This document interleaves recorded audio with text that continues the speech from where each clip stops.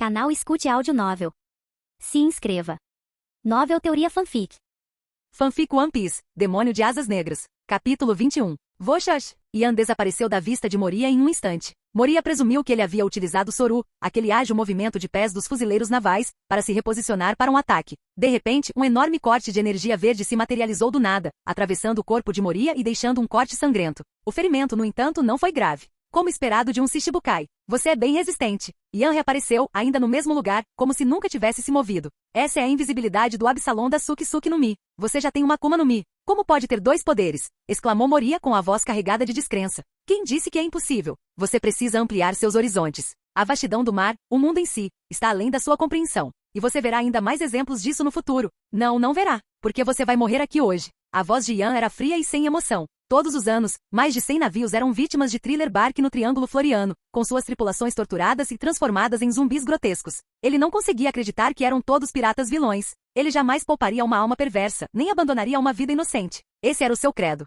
Ele estava, é claro, se referindo à aquisição por Barba Negra da Gura Gura no Mi de Barba Branca, o poder de criar terremotos, durante a Guerra dos Supremos. Moria havia testemunhado o evento em primeira mão. Mas devido à presença de Ian, o curso da história foi alterado. Era o efeito borboleta em ação. Sua chegada, uma anomalia neste mundo, desencadeara uma reação em cadeia, mudando o destino de incontáveis indivíduos. O confronto entre Ace e Kid, dois dos mais fortes capitães de supernova de mares diferentes, a intervenção precoce de Gion no plano de Crocodile em Alabasta e agora, a morte iminente de Moria, tudo havia sido acelerado. Morcego das sombras. Moria estendeu suas enormes garras negras, sombras se acumulando em sua mão antes de se dispersarem em incontáveis pequenos morcegos pretos. Ele havia decidido capturar Ian vivo e extrair o segredo de como usar os dois poderes da Akuma no Mi, a qualquer custo. Com tal poder, ele poderia retornar à Grand Line, derrotar Kaido, conquistar o mundo, desafiar a marinha e se tornar o rei dos piratas. O Aki do Conquistador, dois poderes de Akuma no Mi, um jovem promissor. Era uma pena que sua arrogância o tivesse levado à queda. Ele não se preocupou em esconder sua força, esperando chocar o mundo quando estivesse realmente poderoso. Em vez disso, desafiou Moria prematuramente, em busca de fama e reconhecimento.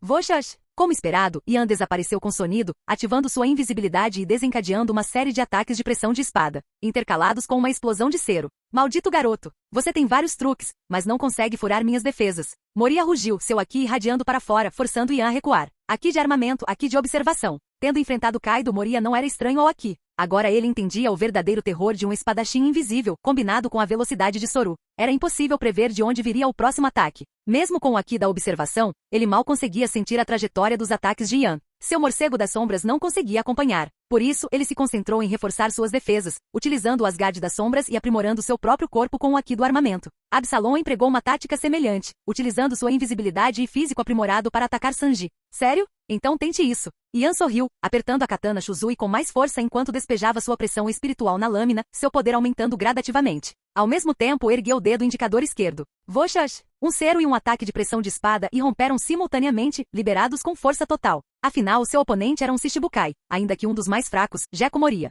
A recompensa de Moria havia estagnado em 320 milhões de belis, mas sua verdadeira força provavelmente girava em torno de 600 a 700 milhões. Ian, com seu poder atual, era comparável a um pirata com uma recompensa de 700 a 800 milhões de belis. A força deles era relativamente equilibrada, exigindo um ataque com força total. Um raio laser? Não é esse o poder do Kizaru? Como ele pode usá-lo também? Será que ele tem 3 poderes de Akuma no Mi? Perguntou-se Moria, momentaneamente atordoado. Mas então ele se lembrou da Akuma no Mi Zoan mítica de Ian e descartou suas preocupações. Marco a Fênix com sua Tori no Mi modelo. Fênix também podia manipular chamas. Kaido, com sua Uo no Mi modelo. Seiryu, podia liberar raios e fogo. Era razoável que a forma demoníaca de Ian possuísse habilidades semelhantes. Embora não conseguisse alcançar a transformação elemental completa de um usuário de logia, sua resiliência física e habilidades regenerativas eram monstruosas, rivalizando com as de um usuário de Zoan desperto. Afinal, os frutos de Zoan mítica eram incrivelmente raros. Boom! Diante do poder avassalador do cero e do ataque de pressão da espada, Moria instintivamente canalizou suas sombras para suas mãos, imbuindo-as com Aki do armamento, deixando-as totalmente pretas. Os ataques atingiram suas mãos, criando um guincho metálico enquanto perfuravam lenta mas seguramente suas defesas, com sangue escorrendo dos ferimentos. Este foi o ataque de Ian com força total. Embora a diferença de poder de piratas de entre 500 milhões e 1 bilhão de belis não fosse significativa, ainda havia diferenças nas capacidades ofensivas e defensivas. Cada indivíduo tinha seus pontos fortes e fracos. Moria, tendo sobrevivido a um confronto com Kaido, claramente possuía uma durabilidade impressionante. Boom! Uma explosão massiva irrompeu, consumindo tudo em um clarão ofuscante. Quando a poeira baixou, uma sombra negra de Moria foi vista se dissipando, retornando ao seu corpo. Clone sombrio, uma técnica semelhante ao jutsu de possessão das sombras do universo Naruto, exceto que utiliza sombras tangíveis em vez de chakra. Moria usou essa técnica para brincar com Luffy e agora, em uma tentativa desesperada de sobreviver, ela salvou sua vida. Droga! As mãos de Moria estavam mutiladas, carne e osso expostos, sangue jorrando dos ferimentos. Mas suas monstruosas habilidades regenerativas já estavam em ação, curando rapidamente os danos. Resiliência impressionante, comentou Ian casualmente. O demônio e o vampiro se encararam, suas auras se chocando, o ar carregado de tensão. Ambos eram criaturas das trevas, mas Moria estava destinado a perder. Ian era uma espada, um poderoso arrancar do Eco-Mundo, enquanto Moria era apenas um competente usuário da Akuma no Mi para a Messia do mundo de One Piece.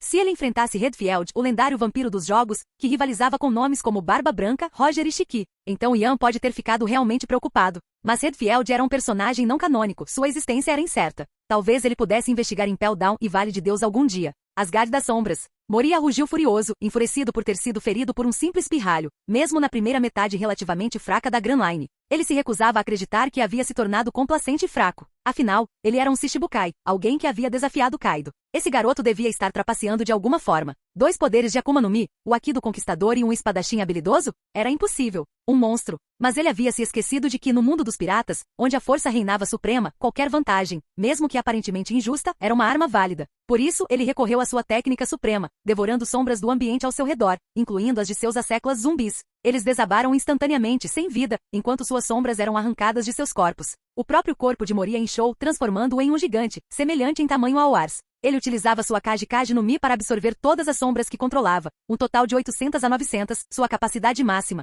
Isso lhe conferia força e tamanho imensos, o suficiente para destruir uma pequena ilha com um único golpe. Claro, ele não poderia se comparar ao poder devastador do Barba Branca com a Gura no Mi. No entanto, essa técnica exigia imensa concentração mental. Se sua força de vontade falhasse, ele perderia o controle e entraria em frenesi. Durante sua luta com Luffy, ele absorveu 1000 sombras, o que o levou à ruína. Só quando Luffy, em segunda marcha, o bombardeou com o Gomu Gomu no Jet Gatling, forçando-o a expulsar metade das sombras, é que ele recuperou o controle. Durante a Guerra dos Paramount, ele tentou usar as Asgard das Sombras contra Jinbe, mas foi facilmente derrotado e as sombras roubadas foram expulsas mais uma vez. Como Jinbe havia apontado, Moria dependia demais da força dos outros, negligenciando o desenvolvimento de suas próprias habilidades. Luffy, após absorver 100 sombras e assumir sua forma de Luffy Pesadelo, derrotou o ar sem esforço. Transformações? Eu também consigo fazer isso. Ian riu baixinho, observando o monstruoso Moria, agora parecendo um sapo gigante, esparramado no chão. Ele não sentiu medo. A aparência de Moria realmente lembrava certos sapos venenosos do universo Naruto. Ian verificou sua taxa de fusão, atualmente em 36%, ainda distante dos 40% necessários para desbloquear sua primeira ressurreição.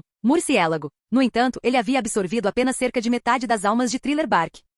Moria em sua forma final possuía um poder comparável ao de um pirata de 1 bilhão de belis. No mesmo nível de um dos comandantes doces da Big Mom ou dos grandes astros do Kaido, pelo menos os mais fracos, como Jack da Seca. Até mesmo Cracker com seu soldado Cracker e forma gigantesca, era um oponente formidável, mas não imbatível. Então Ian ativou sua absorção de almas, liberando todo o seu poder, devorando almas por todo o Thriller Bark. Um vórtice visível de energia se formou ao seu redor, atraindo almas com uma força irresistível, enquanto Moria não conseguia ver almas. Ele sentia a pressão espiritual aterrorizante, ainda mais potente que o Haki do Conquistador, causando-lhe um arrepio na espinha. O que esse garoto estava aprontando? A taxa de fusão de Ian aumentou. 38%. Então parou. Ele já havia absorvido almas suficientes por enquanto. Moria, sentindo a ameaça crescente, lançou um ataque, tentando interromper o aumento de poder de Ian. Ele não podia permitir que Ian tivesse sucesso. Caso contrário, não sobreviveria. Ian sorriu. Ele ainda não havia atingido 40% de fusão, mas isso não o impediria de utilizar sua ressurreição. Ele cravou a katana Shuzui no chão, e sua afiação excepcional penetrou facilmente a terra. Sua voz, fria e resoluta, ecoou por Thriller Bark. Preste atenção, Murciélago.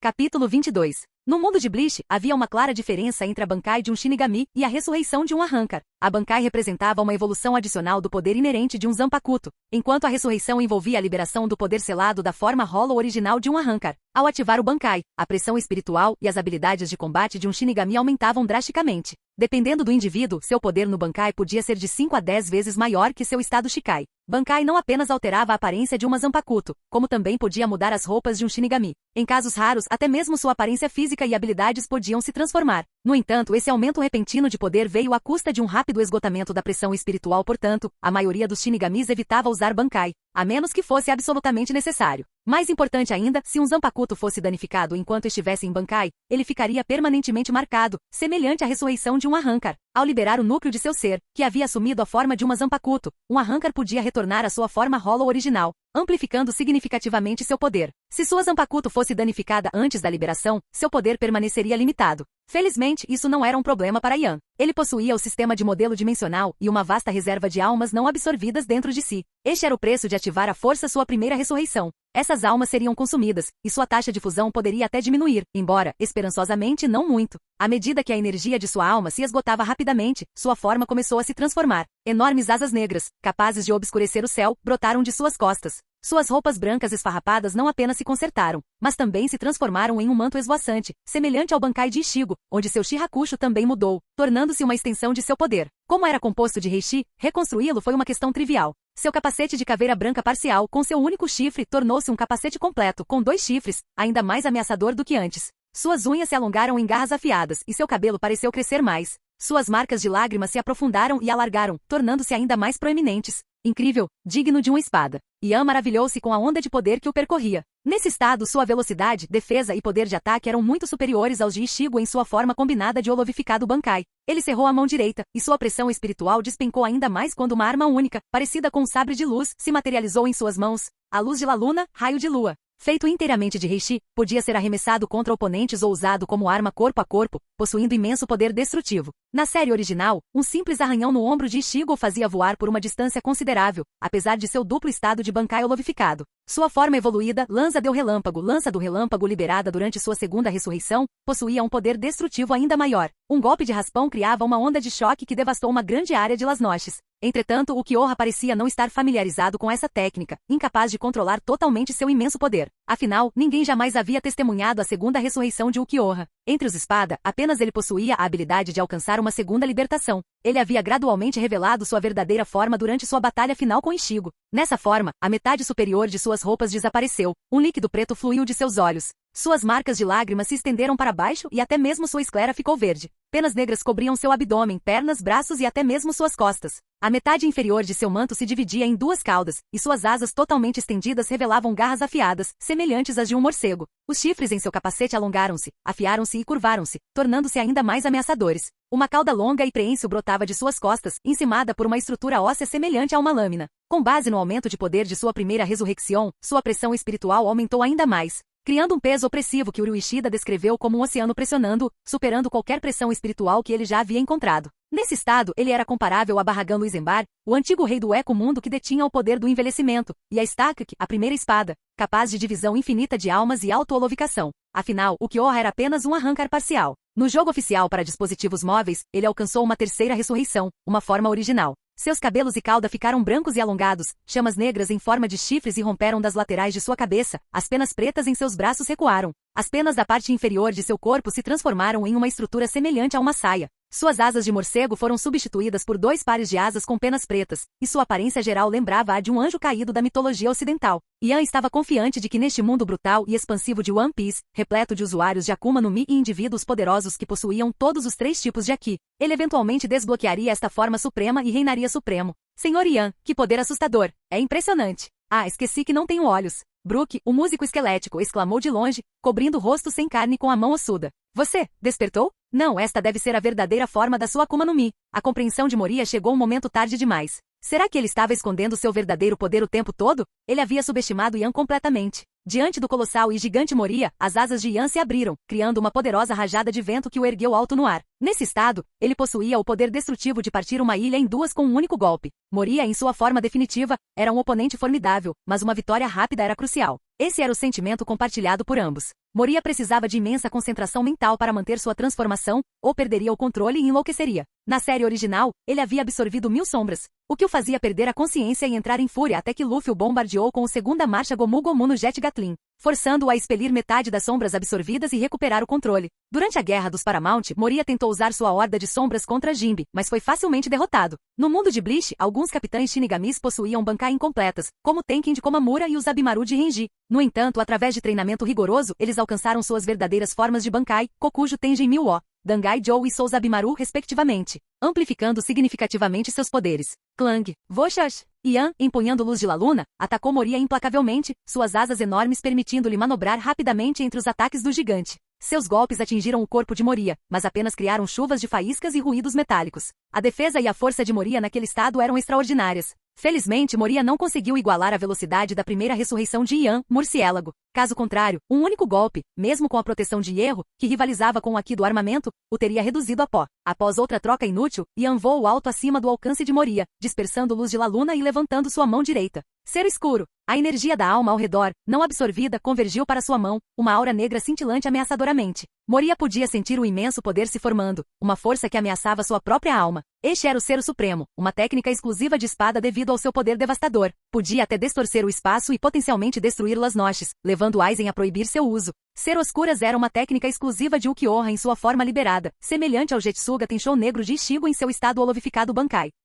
Seu poder e alcance eram imensos. Uma única rajada estilhaçou a máscara hollow de Ichigo e perfurou seu peito. Eu te reconheço. Você tem a força para se levantar diante de mim. A boca enorme e semelhante à de um sapo de Moria se abriu, e sua voz ecoou pelo campo de batalha. O Aqui do Conquistador, uma Akuma no Mi Zoom mítica e uma esgrima excepcional. Este jovem não era arrogante, ele tinha potencial para se tornar um rei. Esta era pertenceria a ele. Rugido, Moria, agora parecendo um sapo venenoso do Monte Myoboku, rugiu, seu imenso peso rachando a terra sob ele. Embora lhe faltasse uma bala de óleo de sapo. As invocações de sapos, como as bolas da besta com cauda no universo de Naruto, os rugidos de dragões poderosos no universo de Fairy Tail, o Gran Rei Cero de espada e os feitiços Kido dos Shinigamis. Ele tinha o Aqui do armamento. Enquanto o Ser Oscuras de Ian avançava, um enorme raio negro de energia cortava o ar, e a mão direita de Moria ficou enegrecida com Aqui, comparável em força à terceira marcha de Luffy após o salto temporal. Ele não conseguia cobrir todo o corpo com Aqui, e o primeiro Resurreição de Ian, Murciélago, não era tão poderoso quanto o de Ukiyoha na série original. Afinal, os 4 melhores espadas eram Olols de nível Vasto Lord, enquanto os 6 restantes eram os Adjushas mais fortes, aproximando-se do nível Vasto Lord.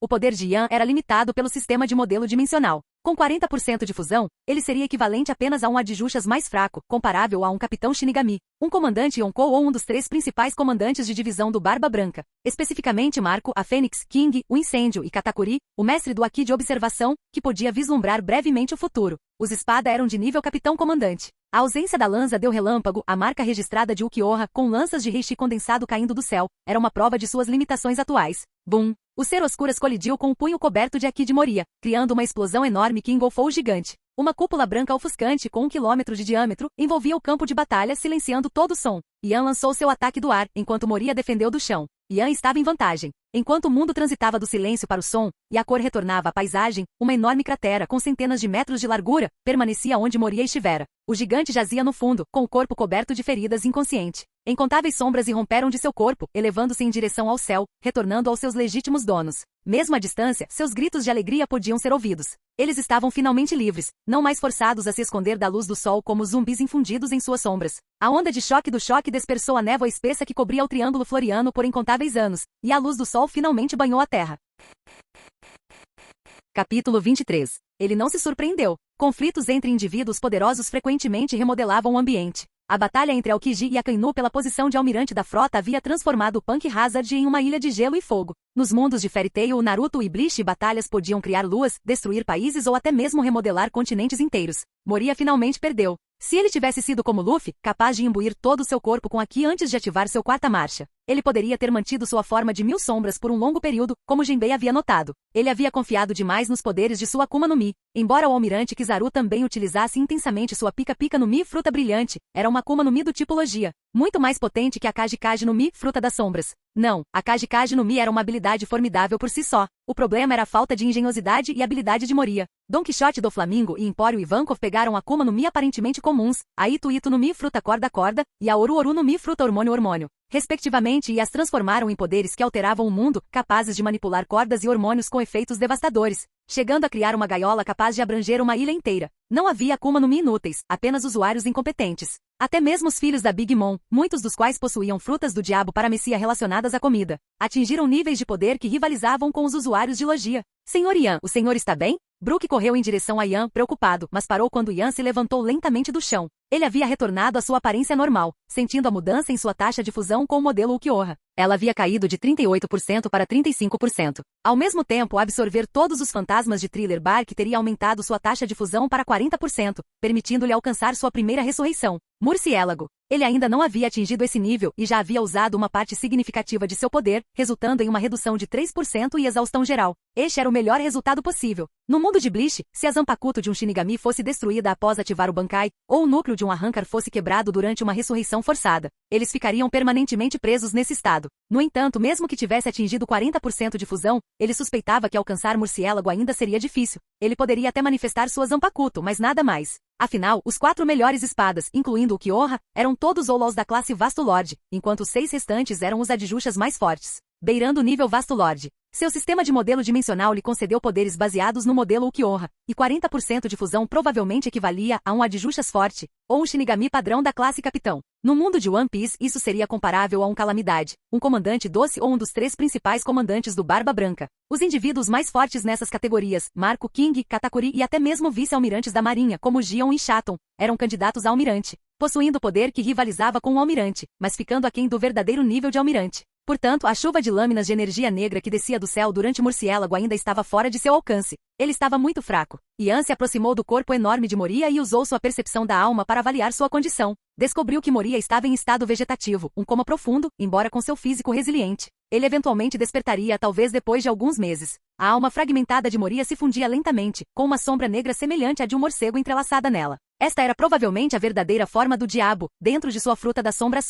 Saia. Yan colocou a mão direita na cabeça de Moria, canalizando sua pressão espiritual para ele e extraindo à força a sombra negra do morcego. Ele ativou instantaneamente a absorção da alma, devorando a sombra. A muda verde de Akuma no Mi em sua mente cresceu ligeiramente, e um novo galho brotou ao lado da fruta transparente com linhas pretas onduladas. A Suki no Mi, fruta transparente. Uma fruta escura se materializou no novo galho. Ele agora possuía 2 poderes de Akuma no Mi, ambos formidáveis habilidades do tipo Paramecia. Ele estava interessado principalmente no aspecto de manipulação de sombras da Kaji no Mi, sua capacidade de controlar e viajar através das sombras, não em seu poder de criar zumbis, o que lhe parecia moralmente repreensível. Embora implacável com seus inimigos, ele não era um monstro sanguinário. Ele buscava poderes como a manipulação de sombras de Shikamaru Nara ou a magia de exterminador de dragões das sombras de Rogue Shenei, habilidades que lhe permitiam um controle versátil sobre as sombras. Se ele pudesse despertar todo o potencial da Kaji no Mi, poderia até mesmo mergulhar o mundo na escuridão. Onde havia luz, havia sombras, e com as sombras sob seu comando, ele seria imparável. O mesmo princípio se aplicava a Suki no Mi.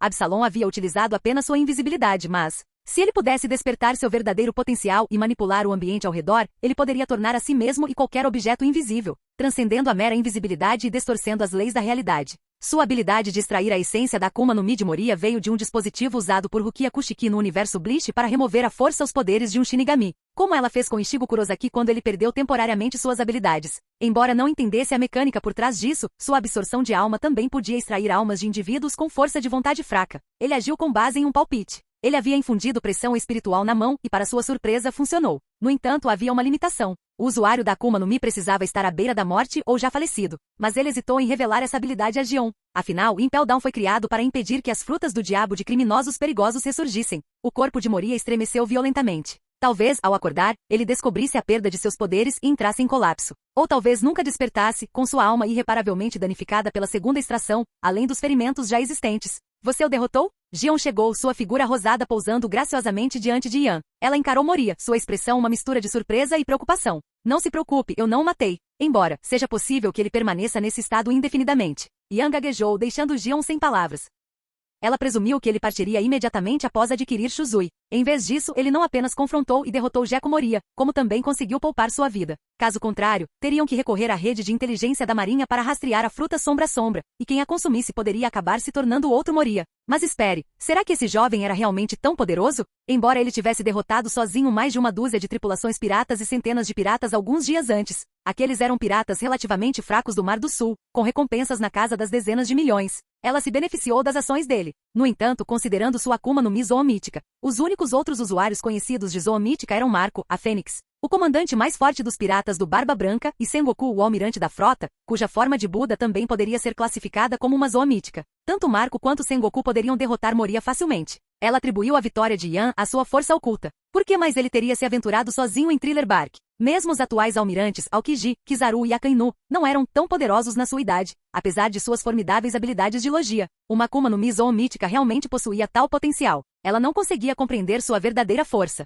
Cada jovem excepcionalmente poderoso possuía talento e sorte extraordinários ou uma determinação inabalável, aprimorada por incontáveis noites de treinamento incansável. Ou, no caso de Yan, Um passado trágico, uma disposição de sacrificar tudo para alcançar seus objetivos. Tais indivíduos eram ao mesmo tempo lamentáveis e formidáveis. Bem, é o que é, lide com isso. Ian deu de ombros como se dissesse, o que você pode fazer? Ele não era forte o suficiente.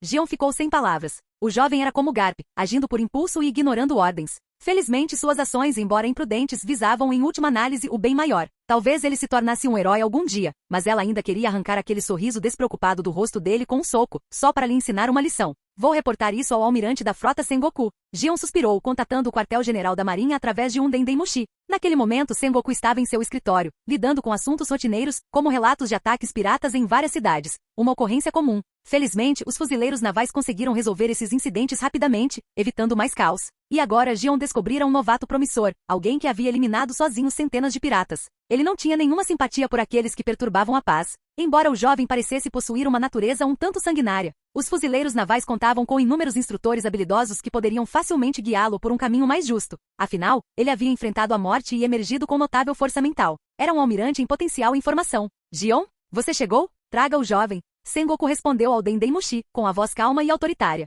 Com base no tempo estimado de viagem, eles já deveriam ter chegado a Marineford. Não, almirante da frota Sengoku. Estamos no Triângulo Floriano. Voltaremos em 2 dias. Aquele não é o território do Gekko Moria? O que você está fazendo aí? Não me diga, você o confrontou, exclamou Sengoku com a voz carregada de preocupação. O quartel-general já havia designado ela e Shaton como candidatas a almirante. Embora não conseguissem derrotar Moria de uma vez, certamente conseguiriam se manter firmes. No entanto, isso não seria interpretado como uma declaração de guerra contra um Shichibukai? Eles não eram mais necessários? Embora Gion discordasse do sistema de Shichibukais, ela entendia a importância de manter o equilíbrio de poder. Ela respondeu, ele foi derrotado por Ian. Traga-o de volta então. Teremos que escolher um novo Shichibukai, disse Sengoku após um momento de silêncio. Ian não ficou surpreso com a decisão. Na história original, Crocodile havia sido aprisionado em Impel Down principalmente por sua tentativa de golpe em Alabasta e por sua busca pela arma ancestral Plutão. Moria, por outro lado, fora considerado fraco demais para manter sua posição como Shichibukai após sua derrota para os Chapéus de Palha. Doflamingo e Kuma receberam ordens de eliminá-lo. Se não fosse pela intervenção de Absalom, Moria teria perecido em Marineford. Foi esse incidente que levou Absalom a procurar Moria 2 anos depois, resgatando-o das garras de Barba Negra. Os fuzileiros precisavam dos Shichibukais para manter o equilíbrio contra os 4 imperadores, mas nem qualquer um poderia deter o título. Moria fora escolhido por sua batalha anterior contra Kaido e por sua disposição de permanecer isolado no Triângulo Floriano, evitando conflitos desnecessários. Ele só tinha como alvo navios que passavam por ali, e parecia ter ficado completamente traumatizado pela derrota nas mãos de Kaido, tornando-se um recluso. Isso era semelhante ao palhaço Bug, que havia sido escolhido como Shichibukai devido à sua ligação anterior com Roger, bem como aos seus laços com Shanks e Barba Branca. Afinal, Bug era um homem de sorte extraordinária. Seria esse o motivo da hesitação de Ian, sua necessidade de tempo para considerar a oferta? Ele havia eliminado um Shichibukai problemático, oferecendo-o como presente aos fuzileiros navais, um sinal de sua disposição em se juntar às suas fileiras. Ele era um jovem promissor, dotado de força e inteligência. Talvez nem precisasse do programa de treinamento de elite. Poderia ser nomeado vice-almirante diretamente. Afinal, ele havia derrotado um Shichibukai. Ninguém poderia se opor a tal promoção. Além disso, vários novos indivíduos haviam surgido, piratas que, apesar de seu status criminoso, se abstinham de ferir civis, operando mais como caçadores de recompensas ou aventureiros. Talvez fossem candidatos mais adequados para o cargo de Shichibukai, como o jovem do Mar do Leste, Ace Punhos de Fogo. Com sua Mera no Mi, fruta chama-chama, uma Akuma no Mi do tipo Logia, ele sem dúvida possuía o potencial para se tornar um almirante, comparável à força atual de Ian. Espere, almirante da frota Sengoku. Capítulo 24. Além de Moria, também descobri que outro Shichibukai, Crocodile, está conspirando para... Gion então revelou o plano de Crocodile para usurpar o reino de Alabasta e tomar a arma antiga, Plutão. A expressão de Sengoku mudou de choque para perplexidade, finalmente se transformando em compreensão e fúria. Entre as 3 lendárias armas antigas, Poseidon podia comandar os reis dos mares, havia rumores de que Urano estava em posse dos dragões celestiais, e Plutão, um navio de guerra capaz de destruir uma ilha inteira com uma única explosão, embora não fosse uma ferramenta para dominar o mundo como ele temia inicialmente, ainda representava uma ameaça significativa. Tanto Crocodile quanto Moria eram remanescentes de uma era passada, contendores que não conseguiram reivindicar o título de rei dos piratas. Eles desafiaram figuras como Kaido, um dos atuais 4 imperadores. Gold Roger e Shiki, o Leão Dourado, juntamente com Barba Branca, são conhecidos coletivamente como piratas lendários, cada um possuindo um poder comparável a uma arma antiga, capaz de destruir ilhas e até mesmo o mundo. Shara, a renomada ilha arqueológica no Mar do Oeste, havia sido destruída, com Nico Robin como a única sobrevivente. Sengoku estava ciente do incidente. O almirante Aokiji lhe confidenciou que era o último desejo de seu amigo, o gigante vice-almirante da marinha, Jaguar de Saul. Aokiji poupou a vida de Robin sob a condição de que ela fosse eliminada caso representasse uma ameaça ao mundo. Afirmar que ela possuía um poder comparável ao de um imperador era um exagero, mas mesmo uma única Yonkou não conseguiria resistir ao poder combinado de 2 almirantes. A promessa de Aokiji de eliminar Robin pessoalmente se necessário, tinha um peso significativo, pois as palavras de um almirante podiam influenciar o equilíbrio de poder. Droga! Aqueles idiotas do governo mundial. O sistema de Shichibukais nunca deveria ter sido implementado. Sengoku esmagou a caneta na mão e bateu com o punho na mesa. Ele não esperava que Crocodile fosse tão audacioso, conspirando para derrubar um reino e adquirir uma arma ancestral. E pensar que eles haviam permitido que Shichibukais se reunissem em particular. Eram ofensas graves. Mas Crocodile ainda não havia agido e mesmo que soubessem de seus planos, não poderiam agir contra ele sem provas concretas. O próprio sistema criado para controlar piratas agora estava atrapalhando seus esforços. Um leopardo não conseguia mudar suas pintas. Ele se levantou e olhou pela janela para o porto em forma de crescente de Marineford. Os fuzileiros navais trabalhavam incansavelmente por um futuro de paz, mas havia aqueles que constantemente tentavam minar seus esforços. Malditos os 5 anciões! Sengoku ecoou o sentimento de Gion. Os fuzileiros navais não tinham poder suficiente para agir de forma independente, mas o governo mundial possuía recursos muito além das capacidades dos fuzileiros. Eles poderiam resolver essas questões facilmente se quisessem. No fim das contas, temiam o poder potencial dos fuzileiros navais e a ameaça que isso representava ao seu governo. A tomada de Dressrosa por Doflamingo ainda estava fresca em suas mentes, e agora Crocodile seguia um caminho semelhante. Se a paz não fosse alcançada durante sua vida, se eles não pudessem testemunhá-la com seus próprios olhos, seus esforços seriam em vão. Mas o que eles poderiam fazer? Os 5 anciões eram dragões celestiais e possuíam o conhecimento de um segredo poderoso, provavelmente relacionado a Urano. Bru, 5 anciões? São vocês? Incapaz de resolver o problema sozinho, Sengoku contatou o governo mundial através de um caracol transponder, com a voz calma apesar da raiva latente. Sengoku, o que foi? Uma voz indiferente respondeu do outro lado da linha. Uma ligação do almirante da frota, uma das 3 grandes potências, só podia ser algo importante. Mas para aqueles que governavam o mundo, mesmo as maiores crises eram meros inconvenientes menores, talvez até uma fonte de diversão durante o chá da tarde. Os fuzileiros navais eram apenas a sua face pública, e eles pouco se importavam com as suas preocupações. Somente alguém como Kong, o comandante em chefe, possuía poder suficiente para atrair sua atenção, uma ameaça potencial à sua autoridade. Tenho 2 assuntos a relatar. Sengoku, ciente da atitude indiferente deles, manteve a calma apesar dos xingamentos que fervilhavam em sua mente. Ele repassou as informações sobre Crocodile e Moria. Vários minutos depois, Sengoku encerrou a ligação, tendo recebido respostas vagas e evasivas. Em relação a Crocodile, os 5 anciões lhe garantiram que o poder de destruir o mundo não seria facilmente obtido. Os projetos de Plutão em Alabasta eram meros registros. O navio de guerra em si já havia se desfeito em pó há muito tempo. Mesmo com os projetos e os habilidosos construtores navais de Water 7, reconstruir Plutão seria uma empreitada monumental. Eles tiveram tempo de sobra para reagir. Agora que sabiam das intenções de Crocodile, poderiam mobilizar forças e reunir evidências antes de agir. Uma solução simples. Quanto a Moria, não havia motivo para preocupação. Ele havia sido capturado, então eles simplesmente escolheriam um novo Shichibukai. Sua derrota fora rápida e sem consequências. Haha. Dentro de Mary Geoise, em um salão luxuoso, os 5 anciãos caíram na gargalhada. Parecia que o mundo não era tão chato quanto eles pensavam. Ainda havia alguma diversão a ser encontrada. Conceder permissão ao estabelecer regras era semelhante a definir parâmetros em um jogo. Muito bem, eu entendo. No Triângulo Floriano, Gion encerrou a ligação e deu um suspiro de alívio. Se o céu caísse, havia indivíduos mais altos para sustentá-lo. Eles apenas tinham que seguir ordens e cumprir seus deveres. A próxima tarefa era simples, capturar Gekko Moria. Eles navegaram em direção a Thriller Bark e abordaram o enorme navio, capturaram Moria e o acorrentaram com Kairoseki. No entanto, descobriram que ele já havia perdido seus poderes de Akuma no Mi. Quanto à sua tripulação, não havia necessidade de um ataque em larga escala. Segundo informações, havia apenas 3 indivíduos notáveis, Absalom, Ogbak e Perona. Absalom havia sido desmembrado por Ian, deixando Ogbak como a única ameaça restante. E Perona, a princesa fantasma, era conhecida por sua timidez. Ian havia garantido que as vítimas resgatadas seriam mais do que capazes de lidar com elas. Eles partiram com Moria, deixando a tripulação restante do Thriller Bark e as vítimas resgatadas em um estado de alívio e atordoamento. Eles temiam que os fuzileiros navais estivessem vindo atrás deles, mas em vez disso levaram Moria. Isso só fortaleceu sua determinação de permanecerem livres. A ameaça de terem suas sombras roubadas havia desaparecido, e os zumbis não eram mais uma preocupação. Alguns até aproveitaram a oportunidade para fugir quando suas sombras retornaram. Esperem só, seus malucos. Outros ficaram para trás, curiosos para ver o que aconteceria. Eles suportaram anos vivendo com medo, escondendo-se da luz do sol, suas vidas governadas pelos caprichos de Moria. Agora, sem os zumbis ou a proteção de Moria, nem mesmo os poderes de Perona seriam suficientes para mantê-los presos. Eles a superavam em número significativamente. Adeus, ou melhor, boa viagem. A bordo do navio de guerra da Marinha, Ian colocou o Vivre Card de Jeko Moria e um mapa para Thriller Bark, adquiridos no leilão no Mar do Sul, no bolso de Moria, deixando-os para alguma alma afortunada em Impel Down. Ele havia colhido as maiores recompensas, enquanto Gion observava entretido. Não acredito que você realmente derrotou o Jeko Moria. Você é um monstro? Gion comentou. Ela realmente havia acertado em cheio com aquele recruta. No entanto, havia algo diferente nele. Eu também não esperava. Ian pensou consigo mesmo, forçando um sorriso casual. Ele não teria conseguido derrotar Moria com sua força inicial. Mas Thriller Bark estava transbordando de almas. Até os zumbis de Moria possuíam almas. Isso o levou a pensar na ilha Whole Cake da Big Mom, no Novo Mundo, um lugar onde ele havia imbuído a terra, os rios e até mesmo a comida com almas. E onde indivíduos como Katakuri possuíam um aqui de observação extraordinário. Com dezenas de ilhas sob seu controle, parecia o lugar perfeito para ele aprimorar ainda mais seu poder. Mas não agora. Ele estava no mesmo nível de Katakuri,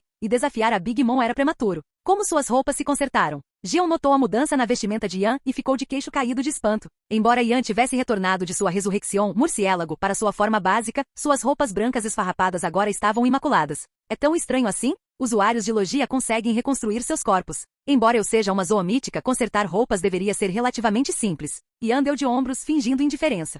Gion ficou sem palavras. Ele tinha razão. O navio de guerra continuou sua jornada. Senhor Ian, o futuro pertence à sua geração. No topo de uma montanha com vista para o mar, Brook, o músico esquelético, observava o navio de guerra partir. Vários túmulos jaziam à sua frente, uma katana sem nome de 50 lâminas de grau habilidoso plantada no chão diante daquela na vanguarda, e uma garrafa de sake Binks, parcialmente consumida, mas repleta de memórias, repousava ao lado. Sua canção triste, porém alegre, ecoava pelo ar enquanto as vítimas resgatadas e os piratas restantes assistiam com medo, testemunhando um esqueleto dançando. Eles não ousavam se aproximar, acreditando que haviam encontrado um fantasma. Afinal, na primeira metade da Grand Line, usuários de Akuma no Mi e indivíduos com Aki eram raros. Eles confundiram Brook com um ser espectral. Eles se lembravam dos horrores de Thriller Bark, das aparições fantasmagóricas, dos zumbis grotescos, das criaturas monstruosas. Era uma casa mal assombrada que ganhava vida. Aquela foi uma batalha monstruosa. Meus olhos e meu queixo caíram de espanto. Bem, eu não tenho olhos nem queixo.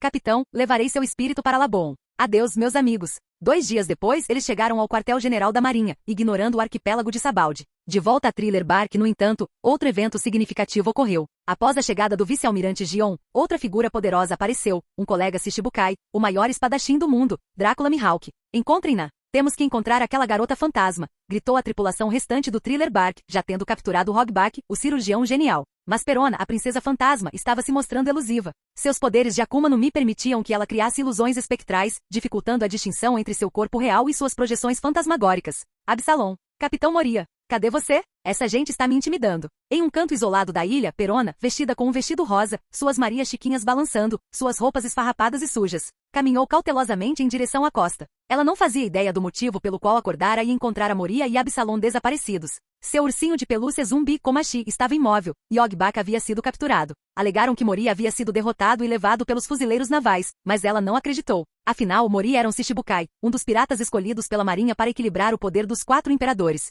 Mas os zumbis realmente haviam sumido. Contanto que conseguisse escapar de Thriller Bark, não precisaria se preocupar em ser capturada. Ela não tinha ideia do que fazer a seguir, mas evitar essas pessoas era sua maior prioridade. Eu não tenho um barco. Espera, o que é isso? Perona, com a mente sempre divagando, finalmente percebeu algo crucial. Sem um barco, ela não conseguiria escapar da ilha, mesmo que chegasse à costa. Ela deveria esconder seu corpo em algum lugar e usar sua projeção astral para explorar? Mas se descobrissem seu verdadeiro corpo, ela ficaria à mercê deles, sujeita aos seus caprichos. Não, de jeito nenhum. Imaginando tal cenário, ela cobriu o rosto corado e gritou de horror. O que é isso? Seu olhar pousou sobre um pequeno veleiro que se aproximava da costa. Apesar da luz do dia, dezenas de velas tremulavam no convés. Um homem com cabelo preto curto, uma cartola preta adornada com pele branca, uma camisa estampada cor de vinho, um casaco preto, botas pretas, calças brancas e um crucifixo pendurado no pescoço, semelhante ao de Moria, estava sentado no convés, com uma enorme lâmina preta presa às costas. Mihawk. Perona ofegou. Inicialmente ela pensou que fosse um navio fantasma, embora o Thriller Bark estivesse cheio de zumbis, monstros, fantasmas e esqueletos. Era praticamente uma casa mal assombrada, mas aquelas eram criações de Moria e sua tripulação. Um navio fantasma de verdade seria realmente aterrorizante. Mas ao examiná-lo mais de perto, ela reconheceu os olhos afiados e ameaçadores do homem, sua presença intimidadora, seu traje característico e aquela enorme lâmina negra. Era ninguém menos que Drácula Mihawk, um dos 7 Shichibukais. Fantasmas e monstros pertenciam a um reino diferente, mas Mihawk era uma ameaça real, um espadachim que rivalizava com os almirantes e os 4 imperadores em poder. Seu epíteto, Olhos de Falcão, derivava de sua visão excepcional, uma prova de seu talento com a espada. Ela lhe permitia perceber a verdadeira natureza das coisas, a essência da força de seus oponentes, possibilitando-lhe contra-atacar. Durante a Guerra dos Paramount, Mihawk avaliou sem esforço o potencial de Luffy, reconhecendo sua capacidade de reunir outros para sua causa. Não por meio de força bruta ou táticas astutas, mas por puro carisma. Ele e Rayleigh eram indiscutivelmente um dos indivíduos mais formidáveis do mundo de One Piece. Um navegou o mundo sozinho em um pequeno barco em forma de caixão, o outro atravessou o cinturão da calma sem ajuda, ambos espadachins lendários. Um Shichibukai e ex-primeiro imediato do Rei dos Piratas, conhecido como Rei das Trevas. Encontrei você, garotinha. Os gritos de Perona atraíram a atenção das antigas vítimas do Thriller Bark, que estavam procurando por ela. Um grupo de homens corpulentos, armados e ameaçadores, correu em sua direção, alheios à figura sentada no pequeno veleiro à distância. Não. Perona usou seus Olols para incapacitar vários de seus agressores, mas eles eram numerosos demais para lidar sozinha. Ela gritou por socorro. Da perspectiva de Mihawk, era um caso claro de vilões assediando uma garota inocente. Embora ele não fosse um herói, também não era insensível. Ele se tornara pirata e se juntar aos 7 Shichibukais unicamente para testar suas habilidades contra oponentes dignos. Sua recompensa refletia sua força, conquistada por meio de vitórias contra piratas e fuzileiros navais. Indivíduos poderosos como ele. Alguns, como Big Mom e Kaido, eram implacáveis e cruéis, desprezando a vida e buscando vingança contra um mundo que consideravam injusto. Outros, como Shanks e Barba Branca, valorizavam lealdade, compaixão e camaradagem. Mihawk situava-se em algum ponto intermediário. Raramente intervinha nos assuntos dos outros, mas, se testemunhasse uma injustiça, não hesitava em agir, antes de seguir em frente com sua vida. Ele silenciosamente sacou sua enorme lâmina negra Yoru de sua bainha, uma espada em forma de crucifixo conhecida como uma das lâminas negras mais fortes do mundo. Ele segurou com uma mão, não considerando aqueles piratas dignos de todo o seu esforço, mas também não estando disposto a matá-los sem motivo. Afinal, era difícil para um elefante esmagar uma formiga sem matá-la. Mas enquanto ele balançava a lâmina sem esforço, uma força semelhante a um tornado, uma onda de pressão de espada concentrada, irrompeu da espada, envolvendo os piratas. A terra atrás dele se abriu, um abismo enorme se estendendo por metade de Thriller Bark, com uma profundidade imensurável. Dezenas de metros? Centenas? Uma espada, uma força da natureza, um abismo que dividiu a terra em dois. Capítulo 25. O que foi isso agora? Que tipo de monstro é ele? Olhos de Gavião Mihawk? Um dos 7 Shichibukais, no mesmo nível de Gecko Moria e Crocodile, conhecido como o maior espadachim do mundo? Os piratas finalmente saíram do seu transe, sua atenção foi forçada a ser atraída pelo ataque inspirador à figura de pé no distante navio fantasma, Drácula Mihawk. Não era apenas o poder absoluto do ataque, até mesmo seu olhar penetrante, afiado e perspicaz como o de um falcão, causava arrepios na espinha. Aqueles olhos eram uma prova de sua imensa força e maestria incomparável na esgrima. Isso é loucura. 3 Shichibukais, o candidato mais forte a vice-almirante Gion, e aquele novato incrivelmente forte, todos convergindo para este lugar em apenas alguns dias. O Triângulo Floriano era um dos últimos trechos de ilhas da primeira metade da Grand Line. A próxima parada era o arquipélago de Sabaldi, localizado perto do quartel-general da Marinha e a porta de entrada para o Novo Mundo. Acima ficava Mary Geoise, a terra sagrada dos nobres do mundo, e abaixo, o paraíso das profundezas marinhas da Ilha dos Homens-Peixe. Foi o ponto de partida tanto para o velho quanto para o novo mundo. Diferentemente dos 4 mares, os piratas daqui estavam bem cientes da dinâmica de poder entre os Yonkou e os Shichibukais. Mihawk, você veio resgatar o capitão? Vários piratas avançaram em direção a Mihawk, com cuidado para não provocá-lo. Seu ataque casual e solitário era um claro sinal de contenção. Se eles se demorassem mais, quem sabia que destino os aguardava? Todas as dificuldades empalideciam diante da preciosidade da vida. No mar, Mihawk era conhecido por seu engajamento seletivo, poupando aqueles que considerava dignos e eliminando rapidamente aqueles que não considerava. Um único e casual golpe de sua espada partiu a ilha ao meio. Poucos dias antes, fora necessária uma batalha feroz entre aquele novato aterrorizante e Moria para destruir uma parte da ilha. Este era o poder do maior espadachim do mundo, Drácula Mihawk. Verdadeiramente aterrorizante. Tudo o que sentiam era um abismo intransponível entre eles, um abismo que incluía o enorme abismo negro que ele havia escavado na terra. Talvez, mesmo que dedicassem suas vidas inteiras ao treinamento, nunca conseguiriam atingir seu nível. Não, estou aqui apenas para confirmar a morte dele. Os olhos âmbar de Mihawk se voltaram para Perona, paralisando-a momentaneamente. Ela se sentia como uma presa no olhar de um falcão, prestes a ser devorada ou dissecada por sua lâmina. Suas palavras eram desprovidas de emoção, tão afiadas e precisas quanto sua habilidade com a espada. Desgraçado, você e Moria-sama são ambos Shichibukais. Vocês não têm nenhum senso de camaradagem, gritou Perona. Mihawk não deu nenhuma explicação, simplesmente jogando um jornal nela. Camaradagem? Neste mundo de piratas, tais sentimentos eram um problema. Até parentes de sangue traíam uns aos outros pela sobrevivência ou ganho pessoal. Que lealdade se poderia esperar entre piratas que se juntaram aos Shichibukais por motivos egoístas? Solidão era o credo de Mihawk. Embora a companhia pudesse aumentar as chances de sobrevivência, escolher as companhias erradas poderia levar à traição. Ele não tinha grandes ambições de dominar o mundo, e apegos emocionais desnecessários só o atrapalhariam, retardariam sua atração. Chocante. 2 Shichibukais e o mais forte candidato a vice-almirante Gion convergem para o Triângulo Floriano. Gekko Moria é derrotado por um novato demoníaco. Seu destino permanece desconhecido. Identidade do usuário da Akuma no Mi da Zoan Mítica revelada. Fuzileiro naval ou pirata? Que implicações isso terá para o mundo? O artigo foi escrito por Morgans, presidente do Jornal de Notícias sobre Economia Mundial, um pássaro humano que havia comido a Tori no Mi modelo, albatroz. Fruta pássaro modelo, albatroz. Estava repleto de manchetes sensacionalistas, elaboradas para atrair atenção. Afinal, essa era a natureza do seu negócio. Mesmo que o conteúdo não tivesse substância, as pessoas pagariam pelo espetáculo. Eu não acredito. Aquele maluco do Morgans está espalhando boatos falsos, gritou Perona, preferindo acreditar que Moria havia sido derrotado por Gion após tropeçar acidentalmente em Thriller Bark. Embora esse cenário retratasse Moria como tolo e incompetente, ainda era menos humilhante do que ser derrotado por um novato.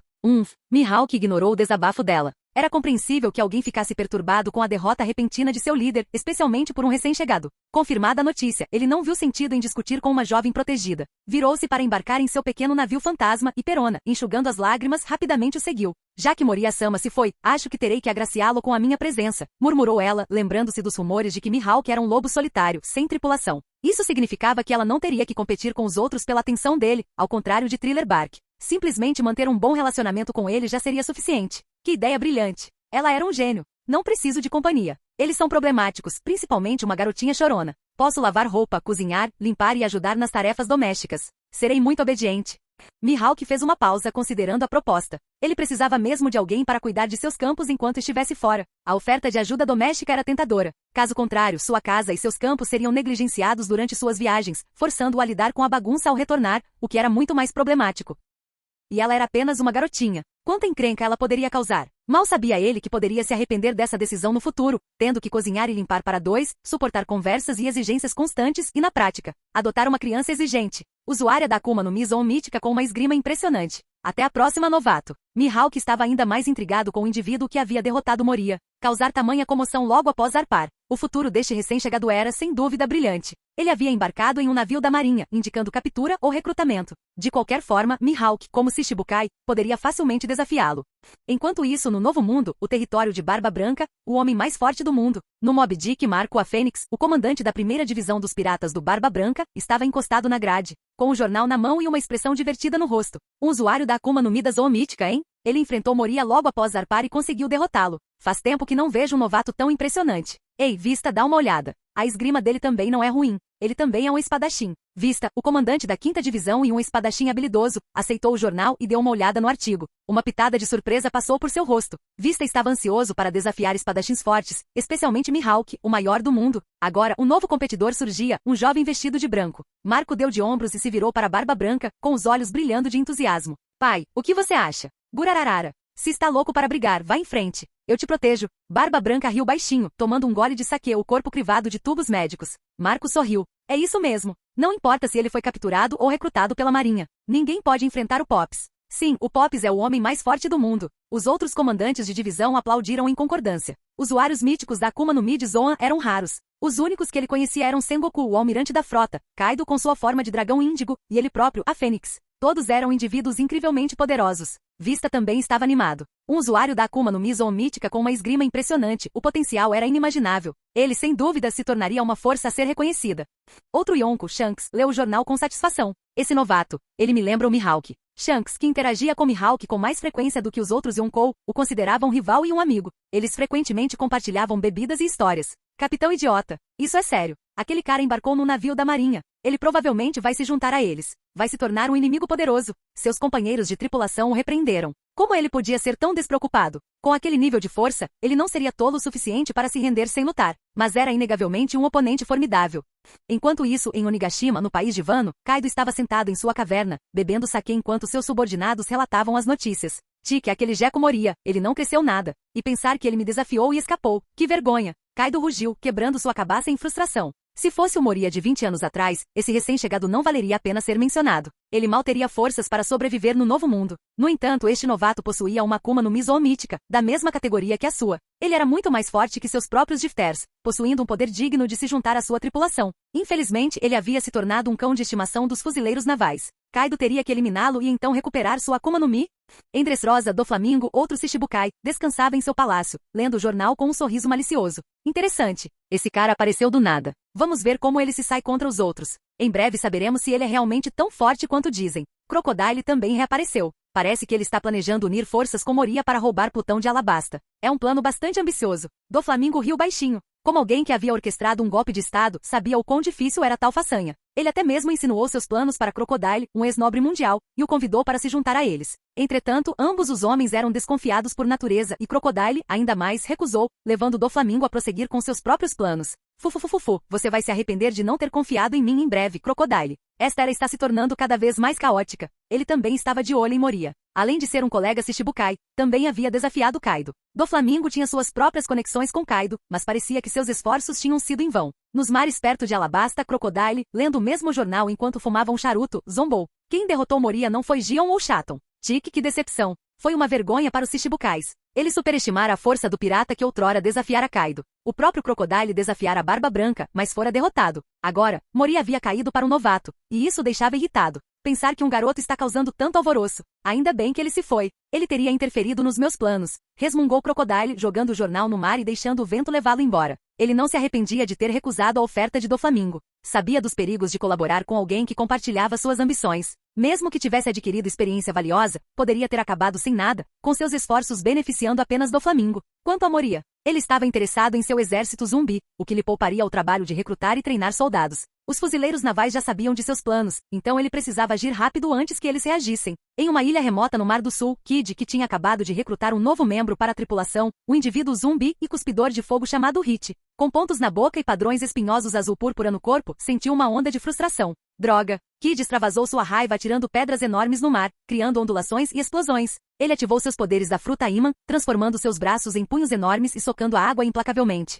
Alheio ao fato de que a água do mar enfraquecia os usuários de Akuma no Mi, ele continuou seu ataque até que a exaustão o forçou a parar. Ele não poderia ter ficado tão forte tão rápido, rugiu o incrédulo. Da última vez que se encontraram, seus poderes eram comparáveis. Agora, este novato havia derrotado um Shichibukai. Até o mais fraco Shichibukai ainda era mais forte que ele. As Akuma no Mi zoomíticas eram realmente tão poderosas? Sua Akuma no Mi magnética também não era nada desleixada. E então ele se lembrou, o novato também era um espadachim habilidoso. O pensamento o atingiu como um raio. As frutas do Diabo Zoan concediam habilidades físicas incríveis, tornando o esgrima e o treinamento de combate corpo a corpo muito mais fáceis. Sua fruta imã dependia da manipulação de armas. Ele precisaria se concentrar em treinamento físico e maximizar suas habilidades com a Akuma no Mi para combater a esgrima do novato. Mal sabia ele que no próximo encontro, a distância entre eles seria intransponível. E Ian, com sua habilidade de criar Zanpakuto, já estava muito à frente. Mas pelo menos os esforços de Kid não foram totalmente em vão. Ele havia levado seus poderes de Akuma no Mi a novos patamares. Primeiro imediato killer, o que há de errado com o Capitão Kid? Hit, o recém-chegado com aparência de zumbi, observou seu novo capitão com preocupação, dirigindo-se ao irmão. Ele ficou aliviado ao ver Kid recuperar a compostura. Caso contrário, talvez tivesse que encontrar um novo capitão. Não é nada. O mar é vasto, e Kid é apenas o novato mais forte do Mar do Sul. Outros mares têm suas próprias estrelas em ascensão, como Porgas de Ace. E além de nós, fica a Grand Line e o Novo Mundo, os Shichibukais, os Almirantes e os Yonkou. Enquanto isso, Ian, o indivíduo responsável pela atual convulsão mundial, chegou ao quartel-general da Marinha com Gion, ignorando o arquipélago de Sabaldi. Moria havia sido transportado para Impel Down, um local que encheu Ian de arrependimento. Aquele era um local privilegiado para a absorção de almas, um lugar que ele pretendia visitar. Parecia que Gion priorizara lidar com as consequências de suas ações. A tentativa de golpe de Crocodile, o incidente de Plutão e a derrota de Moria. Esses foram eventos importantes que poderiam desestabilizar o mundo. Ele não havia previsto as consequências de longo alcance de suas ações em tão pouco tempo. Canal Escute Áudio Novel. Capítulo 26. Ao mesmo tempo, Ian ficou impressionado com a magnitude da estrutura à sua frente. Era Marineford, o local da Guerra dos Grandes Impérios, capaz de abrigar 100.000 fuzileiros navais de elite e as 43 tripulações aliadas dos piratas do Barba Branca, totalizando mais de 150.000 combatentes. Era um espetáculo para ser visto. Até mesmo a Quarta Grande Guerra Ninja no universo Naruto, com as forças combinadas das 5 grandes nações, reuniu apenas cerca de 80.000 shinobi para enfrentar os 100.000 Zetsu brancos da Akatsuki. Vê-lo pessoalmente foi uma experiência completamente diferente. Gion conduziu Ian, um tanto perplexo, pelo quartel-general da Marinha. Ao longo do caminho, encontraram olhares curiosos de fuzileiros navais que passavam, que assentiram em reconhecimento à presença de Gion antes de seguirem adiante sem prestar muita atenção em Ian. Era comum que fuzileiros navais retornassem com soldados de suas missões. Quanto à aparência incomum de Ian, pele pálida, olhos verdes com marcas de lágrimas distintas, um capacete de caveira parcialmente com chifres, não causou surpresa. A Grand Line era um lugar vasto e diverso, lar de homens-peixe, ursos, gigantes, tribos de braços longos, tribos de pernas longas e várias outras raças com características físicas únicas. Talvez ele pertencesse a uma raça recém-descoberta. Além disso, alguns indivíduos preferiam manter suas transformações de Akuma no Mi e a espada em sua cintura. Seria um Meito? Parecia ser um espadachim. Ora, se não é o vice-almirante Gion. Bem-vindo de volta. Este é o espadachim com a Akuma no Mi zoomítica, o novato poderoso que Sengoku mencionou? Um grupo de homens grandes e corpulentos se aproximou deles. Um deles tinha vários braços, enquanto o outro parecia um dálmata com feições de urso. Onigumo, Doberman e Amakagi Dalmatian. Rostos familiares. Eles estavam particularmente interessados em Ian porque, dentro da marinha, a maioria de suas habilidades girava em torno de Aki, Rokushiki, esgrima e relativamente Akuma no Mi.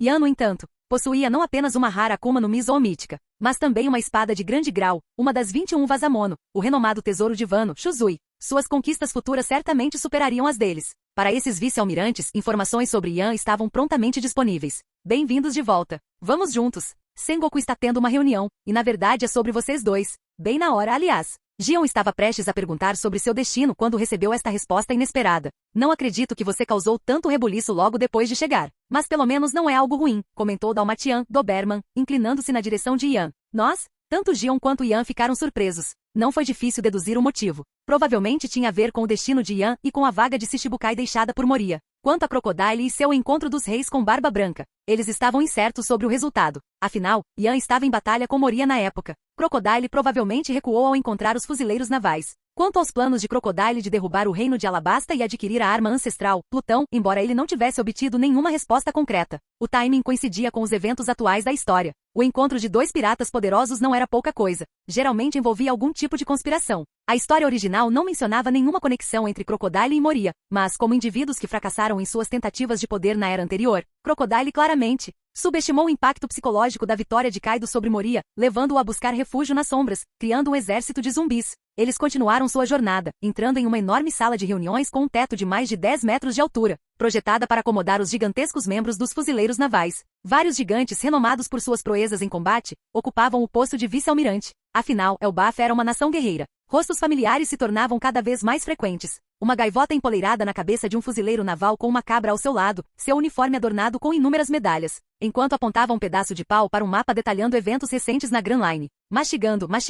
Garp, com o cabelo completamente branco, enfiava biscoito Senbei na boca sem parar, o que lhe rendeu um olhar furioso de Sengoku. Após uma breve pausa, Garp retomou seu lanche, para grande irritação de Sengoku. O mastigar constante o distraía, mas depois de perceber que seus olhares eram ineficazes, ele simplesmente suportou o barulho e continuou com sua explicação. Mastigue. Sengoku finalmente arrancou o saco de Senbei de Garp, comeu um pouco e jogou o resto para a cabra, deixando Garp com lágrimas nos olhos. Mas pareciam lágrimas de riso. A cena deixou os fuzileiros reunidos perplexos. O almirante da frota e o herói dos fuzileiros navais agindo como crianças travessas? Suas personalidades eram completamente opostas. Uma era calma e serena, enquanto a outra era impulsiva e turbulenta. Eram o oposto uma da outra, mas se complementavam perfeitamente. Em tempos de paz, eram rivais, mas em tempos de crise, eram o escudo mais forte dos fuzileiros navais. Certo, vamos ao que interessa. Temos vários assuntos para discutir. Gion e Ian entraram na sala de reuniões, atraindo olhares curiosos dos fuzileiros reunidos. Eles se sentaram entre os vice-almirantes. Quem é esse garoto? Por que ele está sentado na frente? Perguntou um dos gigantescos vice-almirantes na última fila. Os gigantes sentavam-se atrás para não obstruir a visão dos outros, uma prova de sua humildade. Mas quem era aquele jovem vestido em traje casual, sentado entre os oficiais de alta patente? Ouvi dizer que ele derrotou Gekko Moria e foi descoberto pelo vice-almirante Gion. Ele é um novato, então provavelmente não conhece o protocolo. Não se preocupe com isso. Sengoku explicará tudo. O treinamento disciplinado os levou a interromper a conversa após uma breve troca de palavras. Os benefícios de uma hierarquia bem estruturada. Quaisquer dúvidas seriam esclarecidas em tempo hábil. Como recém-chegado, Ian não era elegível para participar dessas reuniões. No entanto, a discussão de hoje girou em torno dele. Sentando-se entre os vice-almirantes, ele notou várias figuras familiares sentadas à sua frente. Suru, uma vice-almirante veterana e estrategista da geração de Garp e Sengoku, lançou um olhar impaciente para Garp, que tagarelava sem parar ao seu lado. Sentados na vanguarda estavam Akainu, com seu comportamento severo e inabalável, e Kizaru, o almirante sempre tão descontraído, aparentemente satisfeito em receber seu salário e cumprir suas obrigações com um mínimo de esforço. Aokiji estava ausente, provavelmente vagando sem rumo em algum lugar, para grande irritação de Akainu. Akainu nutria uma profunda antipatia pela atitude preguiçosa e despreocupada de Aokiji. Suas ideologias de justiça conflitavam, e o flagrante desrespeito de Aokiji pelo protocolo, mesmo como almirante, o combatente de mais alta patente da marinha, era um constrangimento. Se suas posições não fossem iguais, Akainu teria destituído de sua patente sem hesitar. Percebeu a chegada de Jion e Yan, lançando-lhes um olhar rápido antes de se virar. Fracos não mereciam sua atenção. Ele se concentrou apenas nas principais ameaças, os 4 imperadores e os Shichibukais. Kizaru, no entanto, comentou casualmente, um novato interessante. Akainu o encarou. Um usuário da Akuma no Mi zoomítica com um meito. Ele definitivamente tinha potencial para se tornar um almirante. Mas ele precisava sobreviver o suficiente para atingir esse nível. A Grand Line era um lugar perigoso, e inúmeros indivíduos promissores haviam encontrado a morte prematuramente. Eles não eram deuses. Eles não podiam garantir a segurança de ninguém. Caso contrário, teriam erradicado os 4 imperadores e todos os piratas há muito tempo, retirando-se para uma vida pacífica. Jion, bem-vinda de volta. Correu tudo bem? Perguntou Tsuru com o cabelo branco impecavelmente penteado. Jion sorriu calorosamente. Sim, Tsuru. O relacionamento delas parecia o de irmãs. Yan, no entanto, ficou sem palavras. Tanto Tsuru quanto Jion eram claramente da geração de sua mãe. Será que Yan realmente usou sua Akuma no Mi para rebobinar suas eras? Suas verdadeiras aparências seriam semelhantes à de Tsuru? Jion, eu estava morrendo de preocupação com você. Um homem baixo de meia-idade, de comportamento alegre, aproximou-se deles. Jion, no entanto, o ignorou completamente. Era Shaton, o persistente vice-almirante que a havia pedido em casamento mais de 100 vezes. Ele era considerado um dos vice-almirantes mais fortes e um potencial candidato a almirante, embora não pudesse se comparar a Garp, que tinha a mesma patente, mas era amplamente considerado um herói, com status equivalente ao de Sengoku. E Zephyr. Ele provavelmente estava liderando seus Neomarines em uma cruzada contra piratas em algum lugar. É um novato? Tsuru voltou sua atenção para Yan. Trabalhe duro, rapaz. Você tem potencial. Garp deu um tapinha no ombro de Yan, com um sorriso largo no rosto. Se não fosse pela taxa de fusão de 35% de Yan, que lhe dava força comparável à de um comandante doce, uma calamidade. Um pirata com uma recompensa de 800 a 900 milhões de belis, ou um formidável vice-almirante. Ele teria sido arremessado para longe pelo mais forte combatente corpo a corpo da marinha. Garp, no entanto, ficou surpreso. Mesmo sem ter usado muita força, sua força ainda era considerável. Esse garoto era durão. Você tem potencial. Com certeza vai se tornar um almirante algum dia. Ao contrário daqueles meus 2 pirralhos que decidiram virar piratas. Da próxima vez que eu os vir, darei a eles uma boa dose dos meus punhos de amor. A declaração de Garp deixou os fuzileiros sem palavras. Seria realmente apropriado se gabar de seus netos piratas naquele cenário? Felizmente, ele era um herói, e Sengoku e os outros estavam lá para protegê-lo. Maldito seja, Garp. Akainu cerrou os punhos. Aokiji e Garp eram seus personagens menos favoritos. Ambos eram preguiçosos e despreocupados, e Garp até criará um filho revolucionário e um neto pirata. Onde estava seu senso de justiça? Yan só conseguiu balançar a cabeça. Embora as ações de Akainu fossem compreensíveis, seus métodos eram extremos demais. Ah, eu não deveria ter mencionado isso? Minhas desculpas. Garp riu timidamente, coçando a cabeça. Os fuzileiros navais queriam dar um tapa na testa. Ele já tinha dito isso. Em contraste, Sengoku apenas acenou para Yan antes de continuar com a pauta da reunião. Ele parecia ter previsto a explosão de Garp, e os outros fuzileiros também não ficaram surpresos. Afinal, todos eram indivíduos poderosos que haviam enfrentado inúmeros perigos na Grand Line. Se este fosse o Yan de alguns dias atrás, ele pode ter se sentido intimidado pela atmosfera, mas agora, ele sabia que apenas Garp, Sengoku, os 3 almirantes, Jion, Shaton e Tsuru, aqueles que rivalizavam com os almirantes em força, poderiam derrotá-lo. Além disso, ele estava ali para se juntar aos fuzileiros navais, não para causar problemas. Contanto que não fosse tolo, não haveria problemas. Agora temos 3 anúncios. Primeiro, após cuidadosa análise, o quartel-general decidiu promover os vice-almirantes Jion e Shaton a candidatos a almirante, codinomes Coelho Rosa e Porco Marrom respectivamente. O anúncio não foi recebido com objeções ou expressões de surpresa. A força deles já era reconhecida há muito tempo. Eles simplesmente não possuíam as conquistas necessárias para uma promoção formal. Yan, no entanto, tinha uma suspeita. Com base na cronologia da história, essa promoção foi prematura. Era para ocorrer após a Guerra dos Supremos, quando Akainu e Aokiji se enfrentaram pela posição de almirante da frota, resultando na saída de Aokiji e na promoção de Akainu, deixando 2 cargos de almirante vagos. O plano inicial era promover Jion e Shaton a almirante, mas a força deles, embora impressionante, não chegava a esse nível. Eles eram apenas um dos vice-almirantes mais fortes, sem a experiência necessária. Portanto, o alistamento militar mundial foi iniciado, trazendo Fujitora e Ryukugil, 2 indivíduos excepcionalmente poderosos. Um possuía Zushi no Mi, uma Akuma no Mi Paramecia que podia manipular a gravidade, enquanto o outro empunhava Mori no Mi, uma Akuma no Mi Logia que podia controlar a vida vegetal. Suas habilidades se assemelhavam ao Shibaku Tensei e à liberação de madeira de Madara e Hashirama, respectivamente, do universo Naruto ou aos poderes de gelo, magma e luz dos 3 almirantes. Todos eram forças devastadoras da natureza. Jion se destacava em esgrima e Rokushiki, enquanto Shaton se especializava em combate corpo a corpo, ambos possuindo um Haki poderoso. Seu poder rivalizava com o de um almirante. Entretanto, mesmo dentro de cada nível de poder no mundo de One Piece, havia vários subníveis com grandes diferenças de força. E eles estavam falando sobre um grande salto de nível. Embora o título de candidato a almirante possa parecer desrespeitoso, o mundo estava infestado de piratas. Os fuzileiros navais enfrentavam perigo constante, com suas vidas em risco constante.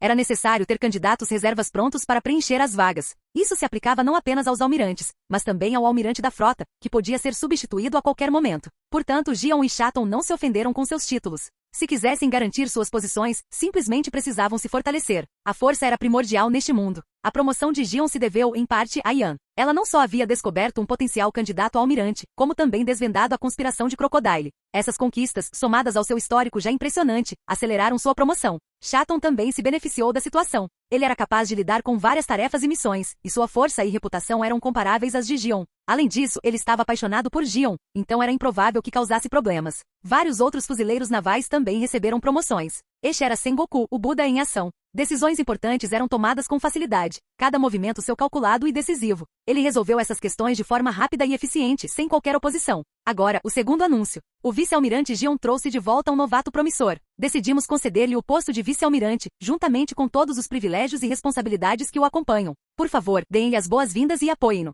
O nome dele é Yan. Todos, deem-lhe as boas-vindas. Sengoku finalmente revelou o destino de Yan. Yan manteve uma expressão neutra. Parecia que ele não participaria do acampamento de treinamento de recrutas, afinal. Sem Zephyr, o lendário instrutor que havia treinado inúmeros almirantes e vice-almirantes, o acampamento tinha pouco apelo. Ele queria aprender esgrima e aqui. Como vice-almirante, ele teria acesso aos 3 almirantes Garp, Shatton e até mesmo ao próprio Sengoku. E Gion, que o trouxera até ali, sem dúvida lhe ofereceria orientação. O sucesso dele refletiu-se bem nela, e ela era uma pessoa gentil e compassiva. Seria essa a solução de Sengoku? O incidente de Moria provavelmente alterara seus planos. Por que enviar alguém que poderia derrotar um Shichibukai para um campo de treinamento para novatos? Quanto à sua suposta sede de sangue, ingressar na marinha e receber orientação adequada não resolveria esse problema. Garp deu um tapinha nas costas de Yan, exclamando, "Bom trabalho, garoto."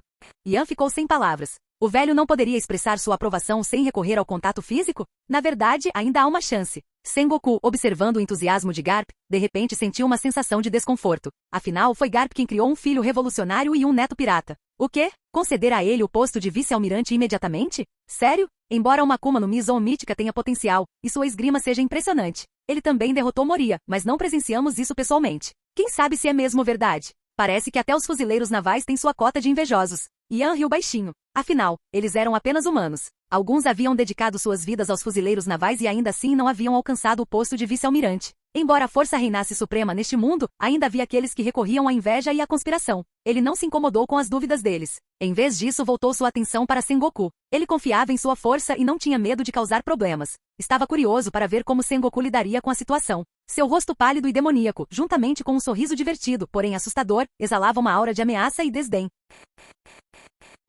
Capítulo 27. O Kyoha era um mestre da expressão impassível. Um sorriso forçado só seria assustador. A aura de dominação que emanava de sua alma, a presença de um vasto lorde, só causaria arrepios na espinha de qualquer um. Essa presença. Os fuzileiros navais na sala sentiram uma queda repentina de temperatura. Impressionante, não é? Borsalino disse lentamente, com um sorriso lascivo no rosto. Sakazuki estava prestes a explodir. Será que aquele recém-chegado pretendia fazer uma demonstração de força logo de cara? Era o quartel-general da marinha. O frio era diferente do fruto de gelo de Kuzan. Era mais como estar cercado por espíritos malévolos, a aura palpável de um assassino experiente. Calma aí, filho. Garp interveio, colocando a mão no ombro de Yan, subjugando-o instantaneamente. Era compreensível que um jovem lutasse para se controlar. Peço desculpas. Eu me empolguei um pouco. Yan dirigiu suas palavras a Garp, embora seu rosto demoníaco não demonstrasse nenhum sinal de gratidão. Ufa! Gion suspirou aliviada. Afinal, foi ela quem o trouxe ali. Com várias figuras de nível almirante presentes, se uma luta começasse, Yan seria aniquilado em um instante. Até Shatton pressentiu um oponente formidável. Embora fosse um candidato a almirante, ele sentia que Yan provavelmente o superaria em força em um curto espaço de tempo.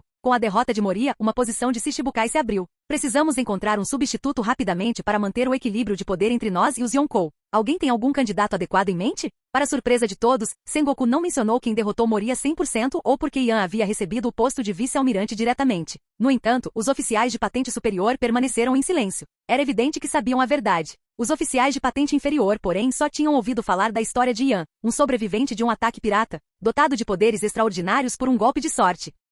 Essas histórias eram comuns no quartel-general da Marinha. Portanto, eles não se oporiam ao seu recrutamento. Mas conceder-lhe uma patente tão alta imediatamente, apesar de seu potencial com sua Akuma no Mi Zoom mítica e sua esgrima, foi como um tapa na cara daqueles que dedicaram suas vidas a servir a Marinha. Yan deu um sorriso irônico e silencioso. Seria essa a tática do general sábio? Pressioná-lo desde o início? Deixá-los pensar o que quisessem. Todos eram insignificantes aos seus olhos. Se suas patentes ainda estivessem baixas após anos de serviço, era por preguiça ou incompetência. Não podiam culpá-lo por sua boa sorte. Ele os esmagaria a todos se ousassem desafiá-lo. O almirante da frota, Eustace Kidd do Mar do Sul, parece um bom candidato. Ele pode ser um pouco brutal, mas comparado aos Shichibukais atuais, é praticamente um santo. E sua fruta magnética lhe permite controlar todos os metais. Seu poder e potencial não devem ser subestimados. Finalmente alguém quebrou o silêncio, incapaz de conter a sugestão por mais tempo. Afinal, além do incidente de Moria e dos eventos no Mar do Sul, o confronto entre os dois novatos supernova mais fortes tinha sido um assunto polêmico, perdendo apenas para o incidente do Thriller Bark. A notícia da vitória de Ian sobre Moria, somada ao incidente do Crocodile e do vice-almirante da Marinha, foi ainda mais surpreendente.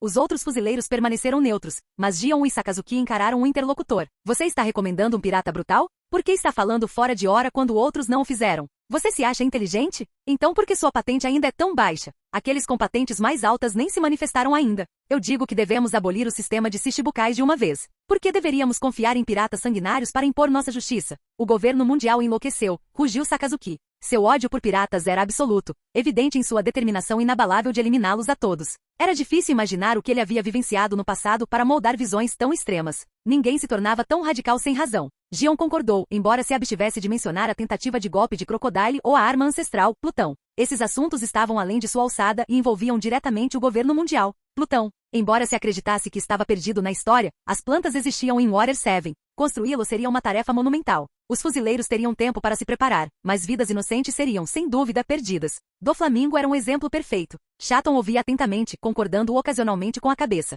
Ele estava apenas tentando apaziguar Gion. Todos sabiam de sua afeição por Gion, e embora geralmente se mantivesse neutro, concordava que o sistema de Shichibukais deveria ser abolido. Ele não perderia a oportunidade de obter favores. Silêncio. Embora eu concorde que o sistema de Shichibukais deva ser abolido, precisamos da ajuda deles para manter a ordem no mundo. Essa é a realidade que enfrentamos. Esta é a justiça e o dever que defendemos como fuzileiros navais. Para a segurança das pessoas, devemos até colaborar com vilões. O orgulho é insignificante comparado à vida humana. Sengoku fez um discurso apaixonado, demonstrando sua compreensão de Dragon e dos ideais do exército revolucionário. Afinal, ele havia servido na marinha por um tempo ao lado de Garp, testemunhando em primeira mão a corrupção e a injustiça dentro do governo mundial. Dragon, com sua rara fruta do vento, o poderoso punho de garra de dragão, aqui avançado e habilidades de combate excepcionais, possuía um potencial maior que o dos 3 almirantes. Ele poderia ter se tornado almirante da frota se não tivesse abandonado a marinha. Não dependia excessivamente dos poderes da Akuma no Mi e mantinha um rigoroso regime de treinamento. Ele também teria sido uma força formidável como pirata, um verdadeiro imperador do mar. O governo mundial procurou reprimir tais indivíduos, temendo que pudessem desafiar sua autoridade. O equilíbrio era seu objetivo final, garantindo seu domínio contínuo. Para eles, era um jogo. Eles poderiam facilmente resolver a situação atual simplesmente enviando mais fuzileiros navais e mobilizando seu poderio militar. No entanto, eles dependiam do governo mundial para obter recursos e legitimidade, mantendo a fachada de proteção aos inocentes.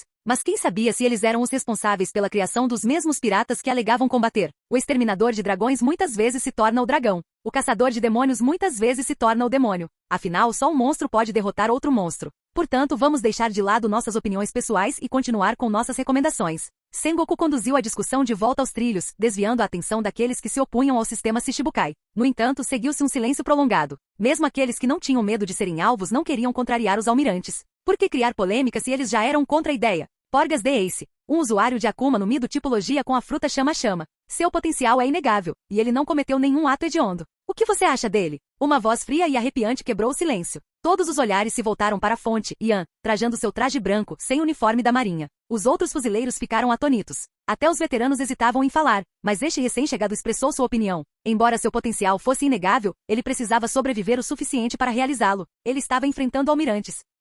Akainu, Kizaru e Aokiji o encararam incrédulos. Um novato recomendando outro novato? E nessa atmosfera tensa, Garp, no entanto, assentiu com aprovação para Ian. Ele sentiu um toque de gratidão na sugestão de Ian. Se Ace não podia ser um fuzileiro naval, então se tornar um Shichibukai para contrabalançar o poder dos Yonkou era uma alternativa adequada. A justiça poderia ser feita de várias maneiras. Garp sabia que Ace era qualificado, mas como neto e pirata que ele mesmo criou, não podia indicá-lo pessoalmente. Dragon era um ótimo exemplo, um ex-fuzileiro naval que havia desertado. Ele havia se tornado o líder do exército revolucionário. Tanto Garp quanto Sengoku entendiam seus motivos, mas o fardo da justiça pesava sobre seus ombros, forçando-os a se posicionarem em lados opostos. O passado de Dragon como fuzileiro naval permanecia em segredo. Portanto, testemunhar a morte de Ace na Guerra dos Supremos acendeu uma fúria assassina em Garp. Ele queria matar Akainu. Embora Ace tivesse escolhido seu caminho e Akainu estivesse apenas defendendo a justiça, ambos eram culpados. Mas Garp era avô, afinal. Seu grito angustiado, Ace, seu idiota. Por que você não me ouviu? Repercutiu em inúmeros espectadores, mas não havia nada que ele pudesse fazer. Sim, acredito que ele seja uma boa escolha. Ele não cometeu nenhum crime grave e até derrotou muitos piratas. A percepção pública dele é positiva. Ele é praticamente um aventureiro cavaleiro que por acaso é pirata.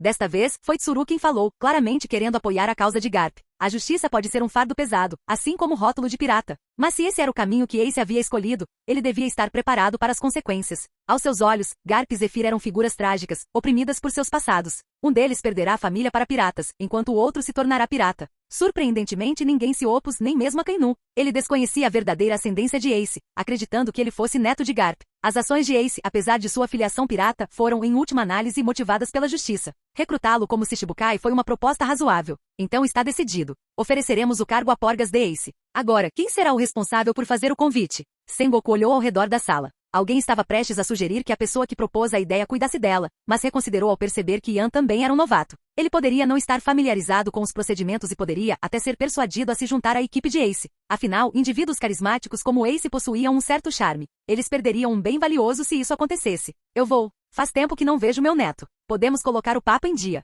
Garp se ofereceu. Muito bem. Está em suas mãos. Sengoku concordou e ninguém se opôs. Primeiro, por causa da força e posição de Garp. Segundo, por causa do vínculo familiar. Talvez ele pudesse usar o relacionamento deles para persuadir Ace. Afinal, os jovens eram frequentemente impulsivos, atraídos por sonhos de liberdade e aventura, acreditando que o mundo era vasto e cheio de possibilidades. Só depois de enfrentarem dificuldades é que perceberam sua ingenuidade. E quando sentiam vergonha de voltar para casa, a mão gentil de um ancião, um reconfortante vamos para casa podia fazer maravilhas. Considerando as ações e o potencial de Ace, mesmo que o sistema Shishibukai fosse abolido, ele poderia se tornar um recurso valioso para os fuzileiros navais. Era uma situação vantajosa para todos. Suspiro. Yan balançou a cabeça, sabendo o resultado. Na história original, não foi Garp quem estendeu o convite de Shishibukai para Ace, e ele inevitavelmente falhou. Afinal, a linhagem de Ace por si só, como filho de Gold Roger, já era suficiente para manchar qualquer boa intenção. Se Garp alegava que ia simplesmente alcançá-los, então talvez ele realmente fosse alcançá-los. A sugestão de Yan serviu ao seu propósito, conquistando-lhe o favor de Garp.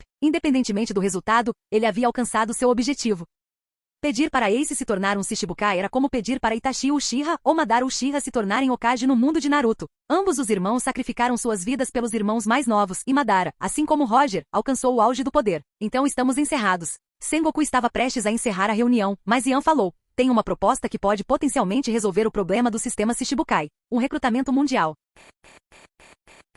Capítulo 28. Recrutamento militar mundial. Os fuzileiros navais prestes a partir ficaram perplexos, balançando a cabeça em descrença. De fato, uma campanha global de recrutamento. Se conseguirmos reunir indivíduos poderosos o suficiente, quem precisa dos 7 Shishibukais? Declarou Yan, com o interesse despertado pela perspectiva de figuras monstruosas como Touro Verde e Fugitora. A maioria dos fuzileiros navais se juntou voluntariamente ou foi resgatada de piratas e escolheu se alistar para evitar que outros sofressem o mesmo destino. O recrutamento militar obrigatório ocorria ocasionalmente, mas era limitado em escopo, apenas quando havia necessidade urgente de pessoal adicional. Visava principalmente cidadãos comuns e indivíduos com potencial para alcançar o posto de Comodoro. Mas recrutamento global? Quem se voluntariaria para uma profissão tão perigosa, a menos que fosse absolutamente necessário? Era exatamente por isso que não haviam implementado um recrutamento global antes. Não teriam atraído indivíduos excepcionais. Fugitora e Touro Verde, essas figuras monstruosas, só se juntaram aos fuzileiros navais depois da Guerra dos Grandes Mestres, quando Aokiji saiu e Akainu se tornou almirante da frota, criando 2 posições vagas de almirante. Percebendo o terrível estado dos fuzileiros navais, eles concordaram relutantemente com o recrutamento mundial.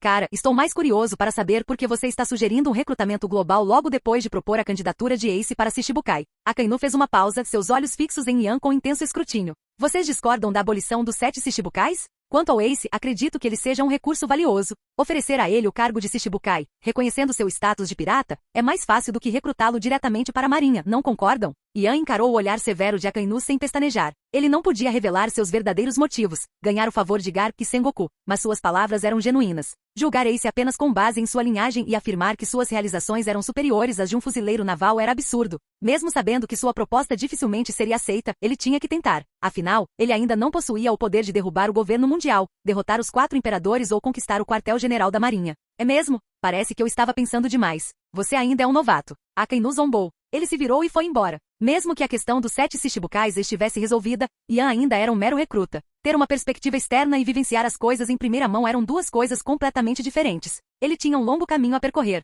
Os vice-almirantes atrás de Akainu o imitaram, balançando a cabeça. Apesar de seu potencial, ele era inexperiente e não entendia a situação atual. Era melhor permanecer em silêncio. No entanto, sua proposta não era totalmente falha. Ele havia compreendido a essência da questão. Ele valia a pena ser cuidado. Só restaram Gion, Sengoku, Tsuru e Yan. O novato tem um ótimo olho para detalhes. Se tiver alguma dúvida, não hesite em me perguntar. Não seja tímido. Tsuru também partiu. Gion, porém, permaneceu. Ela havia trazido Yan para cá e não partiria até que a situação dele fosse resolvida. Era hora de aguardar os preparativos de Sengoku. Você o trouxe aqui. Cuide dos preparativos, disse Sengoku, passando a responsabilidade para Gion. Gion ficou sem palavras. Será que ele estava falando sério? Brincadeira. No entanto, todos os comodoros, contra-almirantes e vice-almirantes têm um assistente. Coincidentemente, temos uma nova turma de formandos do campo de treinamento. Dê uma olhada e veja se alguém chama sua atenção. Eu cuido dos preparativos. Sengoku pegou uma pilha grossa de relatórios de uma pilha de documentos e entregou a Yan. Você está com sorte. A maioria dos vice-almirantes recebe assistentes, mas você pode escolher os seus, comentou Gion. Esse privilégio demonstrava o potencial de Yan. Outros tinham conexões ou eram designados assistentes com base na compatibilidade. Yan aceitou os relatórios e começou a folheá-los. Felizmente, havia fotos e breves apresentações. Caso contrário, selecionar apenas com base em nomes poderia levar a situações embaraçosas. Ele deu uma olhada rápida nas primeiras dezenas de perfis antes de parar no número 35. Ele mal reconheceu algum dos formandos. Isso provavelmente era consequência do efeito protagonista. Viver na mesma época que Luffy e sua tripulação significava que não havia muitos fuzileiros navais de destaque. Somer e Ina, todos eram mais de uma década mais velhos que ele. Caso contrário, não teriam conseguido mostrar suas habilidades se ele tivesse sido capturado logo de cara. Este aqui. Yan entregou o relatório a Sengoku. Sengoku e Gion ficaram surpresos. Ele havia pulado várias páginas. A classificação devia ser bem baixa. Ele não estava selecionando com base na força? Embora isso reduzisse a inveja de outros fuzileiros navais, um assistente de baixa patente não seria uma boa opção para sua força de nível de vice-almirante e seu potencial de nível de almirante. Tashiji, 18 anos, proficiente em esgrima. Sengoku leu o perfil em voz alta. Gion entendeu imediatamente. Então ele não estava escolhendo uma assistente, mas sim uma concubina para seu harém. Ela se lembrou de ter mencionado os vários benefícios de se juntar aos fuzileiros navais ao recrutar Yan. Espadas renomadas Rokushiki, Akuma no Mi, aqui, nada disso havia despertado seu interesse. Somente quando ela mencionou a presença de belas fuzileiras navais ele demonstrou alguma reação, e agora ele havia escolhido uma recém-formada. Ela o olhou com cumplicidade. Não me olhe assim. Sou novo na marinha. Como vou conhecer alguém? Posso muito bem escolher alguém que seja agradável aos olhos. Além disso, este fuzileiro é excelente em coleta de informações. Eu sou mais um lutador. Nós nos complementamos perfeitamente, declarou Yan, justificado, mantendo uma fachada séria. Não acredito em você nem por um segundo. É o gênero dela, não é? Já aviso, ela é uma garota de 18 anos. Se você se aproveitar da inocência e ingenuidade dela, eu mesmo farei com que se arrependa. Gion avisou, sem deixar espaço para dúvidas em seu tom. Essa garota definitivamente não era uma santa. Yan sentiu um arrepio na espinha ao perceber que ela estava falando sério. Ele não conseguiu evitar retrucar brincando. Eu também tenho 18 anos, sou forte, bonito e com potencial ilimitado. E se ela for a pessoa interessada em mim? Suas palavras lhe renderam um olhar furioso de Gion. Seu canalha sem vergonha. Falando bobagem sem parar. Eu sabia que você era problema. Gion estava prestes a desferir outra saraivada de socos. Certo, você já tomou sua decisão. Vou designá-la para você. Embora seus motivos possam ser questionáveis, ela é uma boa opção para você. Ela pode ajudá-la a se familiarizar com o quartel-general da Marinha. Vou pedir que ela entregue seu uniforme de vice-almirante também. Sengoku interveio, impedindo que a brincadeira se intensificasse. Ele tinha uma perspectiva diferente. Não estava preocupado com os interesses peculiares de Yan. Estava mais preocupado com a falta de emoções e desejos dele. Afinal, indivíduos poderosos frequentemente exibiam sua verdadeira natureza, às vezes até transcendendo sua espécie. Yan, pelo menos, parecia relativamente normal. Ele instruiu Gion a levar Yan para escolher um cargo de vice-almirante. Para sua surpresa, Tashiji não havia sido designada para o Mar do Leste. Ela já havia servido no quartel-general da Marinha como alferes. O quartel-general da Marinha estava cheio de mulheres bonitas, mas ele só reconheceu algumas. Ina estava com Somer, e Gion tinha idade suficiente para ser sua mãe. Embora todas as opções fossem intrigantes, sua criação e moral o impediam de buscar tais relacionamentos. Com base na linha do tempo, Luffy zarparia em 2 anos. Tashiji tinha de fato 18 anos, talvez até menos, um pouco mais nova que ele. Ela era gentil, compassiva e uma trabalhadora excepcional, o que a tornava uma assistente ideal. Ele se lembrou vividamente da cena em Alabasta, onde testemunhou Tashiji, uma tenente júnior na época, pagar as bebidas de Luffy e Usopp depois que eles fugiram sem pagar, apesar de seu salário limitado. Aquele momento deixou uma impressão duradoura. Capítulo 29. Toque, toque. Logo depois que Gion levou Yan ao escritório escolhido e começou a explicar as tarefas diárias de um vice-almirante. que envolviam principalmente lidar com incidentes relacionados a piratas. Uma batida soou na porta. Entrem, chamou Gion. Ela estava explicando como os vice-almirantes, apesar dos diferentes níveis de força, eram a principal força de combate depois do almirante da frota e dos almirantes. Tarefas mundanas eram realizadas por assistentes, permitindo que os vice-almirantes permanecessem de prontidão. Mary Geoise, o quartel-general da Marinha, Marineford, o arquipélago de Sabaldi e a Ilha dos Tritões estavam estrategicamente localizados no centro da Grand Line, no ponto de divisão entre o Paraíso e o Novo Mundo. Chegar a qualquer mar, usando rotas específicas, era rápido e eficiente a partir desses locais. A porta se abriu e uma jovem de óculos grandes entrou. Ela tinha uma figura esguia, longos cabelos negros caindo sobre os ombros e um ar um tanto ingênuo. Com licença, vice-almirante Gion, você também está aqui? Ela parecia intimidada pela presença de Gion e Ian. Sem saber o nome de Ian, ela não se dirigiu a ele diretamente. E com Gion presente, permanecer em silêncio parecia desrespeitoso. No entanto, ela não havia comparecido à reunião anterior, então desconhecia o relacionamento deles. A reputação de Gion na Marinha era bem conhecida. Ela e Shatton eram um dos vice-almirantes mais fortes, e agora ela era até candidata a almirante. Garp, embora tecnicamente um vice-almirante, ele era frequentemente considerado igual ao almirante da frota Sengoku, um herói lendário que superava até mesmo os almirantes em força. Está tudo bem, respondeu Gion com um sorriso gentil. Então vocês dois podem conversar. Vou deixar vocês a sós. Ela lançou um olhar de advertência para Ian, como se dissesse, não tente fazer nada engraçado. Esta jovem parecia bastante ingênua e inocente.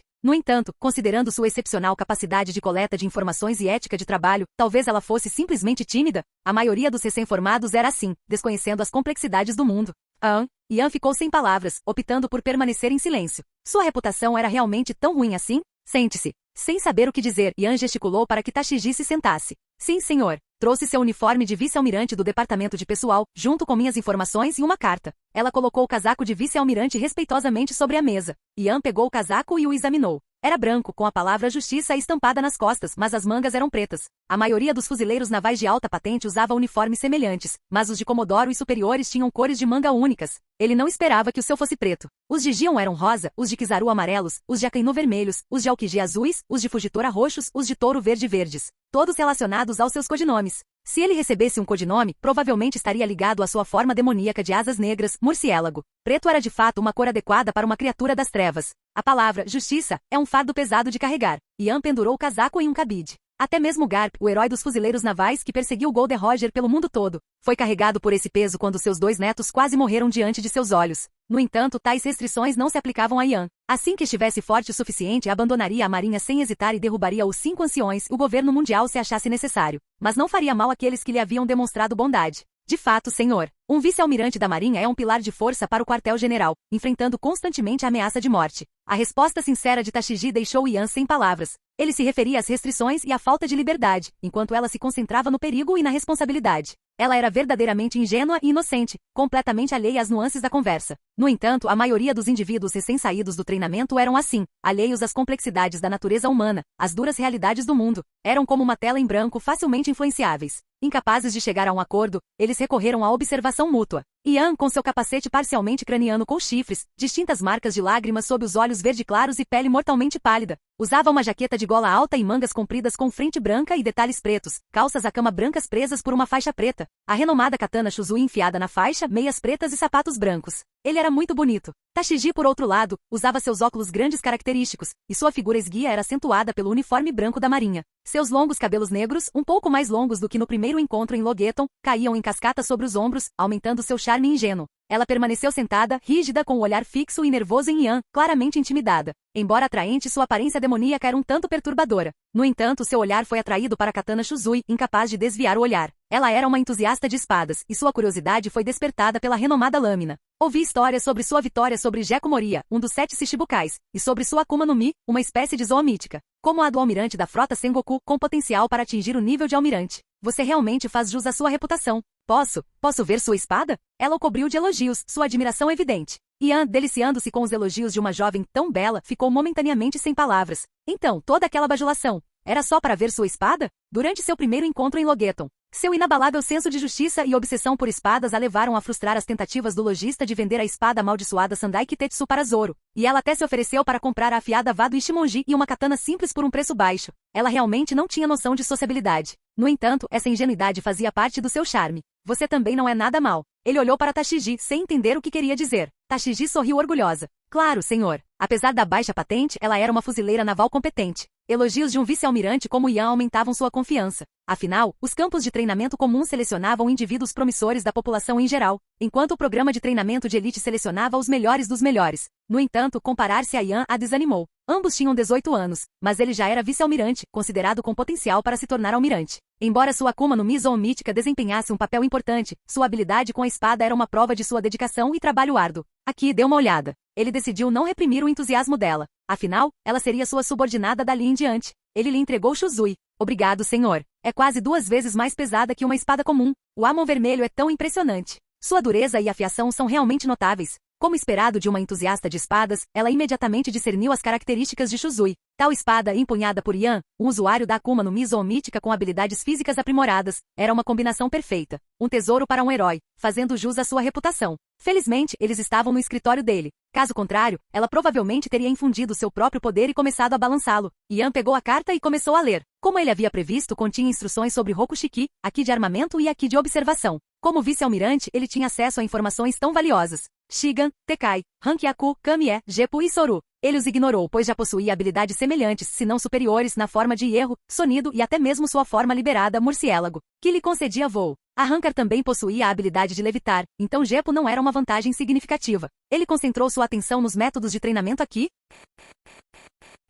Capítulo 30. Entendo, murmurou Yan, compreendendo a explicação de Haki. Como transmigrador, ele já estava familiarizado com o conceito de Haki, mas não conhecia os métodos de treinamento específicos. Havia 3 tipos de Haki neste mundo. Haki de observação, usado para sentir ataques e perceber a presença de outros. Haki de armamento, usado para aumentar a força, a defesa e até mesmo anular habilidades de Akuma no Mi. E Haki do conquistador, usado para dominar e até nocautear oponentes com pura força de vontade. O Haki do conquistador era uma habilidade inata que não podia ser adquirida por meio de treinamento. Era considerado um sinal de potencial real, e aqueles que o possuíam eram raros. Mesmo no Novo Mundo, a segunda metade da Grand Line, onde indivíduos poderosos eram abundantes. O Haki de observação e o Haki de armamento, por outro lado, eram mais comuns, especialmente no Novo Mundo, onde seu uso era amplamente difundido. Praticamente uma habilidade de combate padrão. A força do Haki do armamento estava diretamente relacionada à força física. Quanto mais forte o indivíduo, mais potente seria seu Haki do armamento. Por outro lado, mesmo que um indivíduo fraco aprendesse o Haki do armamento, ele seria significativamente mais fraco. O treinamento do Haki era um processo gradual, que exigia tempo e esforço. Tentar cultivar o Haki antes de atingir um nível suficiente de força física era perda de tempo. Colocar a carroça na frente dos bois. Era melhor focar primeiro em aprimorar a força física. O potencial humano era quase ilimitado, e teoricamente, a força física poderia ser aprimorada indefinidamente. No entanto, quanto mais forte alguém se tornava, mais difícil era aprimorá-lo ainda mais. Mesmo do outro lado da vasta extensão do mar, indivíduos que conseguiam atingir o nível de força de Garp eram raros. Geralmente, era mais eficaz começar a cultivar o Haki do armamento depois de atingir um certo nível de força física, quando melhorias posteriores se tornavam desafiadoras. Mas Yan era diferente. Ele possuía um sistema de modelo de transmigrador, uma vantagem ainda maior do que a armadura de enredo do protagonista. Enquanto tivesse almas, poderia ficar cada vez mais forte. O conceito de treinamento prematuro de Haki não se aplicava a ele. A força do Haki de armamentos variava de pessoa para pessoa, mas havia uma classificação simples e geral para seu controle. A capacidade de envolver os punhos ou armas com Haki, aumentando ligeiramente seu poder de ataque, era considerada o nível básico. O verdadeiro domínio do Haki de armamento envolvia não apenas envolver, mas também revestir densamente armas e punhos com Haki, alcançando o endurecimento do Haki de armamento. Avanços posteriores permitiam revestir qualquer parte do corpo com Haki de armamento, alcançando o endurecimento de Haki de armamento de corpo inteiro. Alcançar esse nível significava proficiência em Haki de armamento. No entanto, o fator fundamental ainda era a força do próprio Haki. Não importa quão refinado seja o controle, se o Haki fosse inerentemente fraco, permaneceria ineficaz. Alcançar o endurecimento total ou parcial do corpo não era necessariamente um sinal de força excepcional no Haki.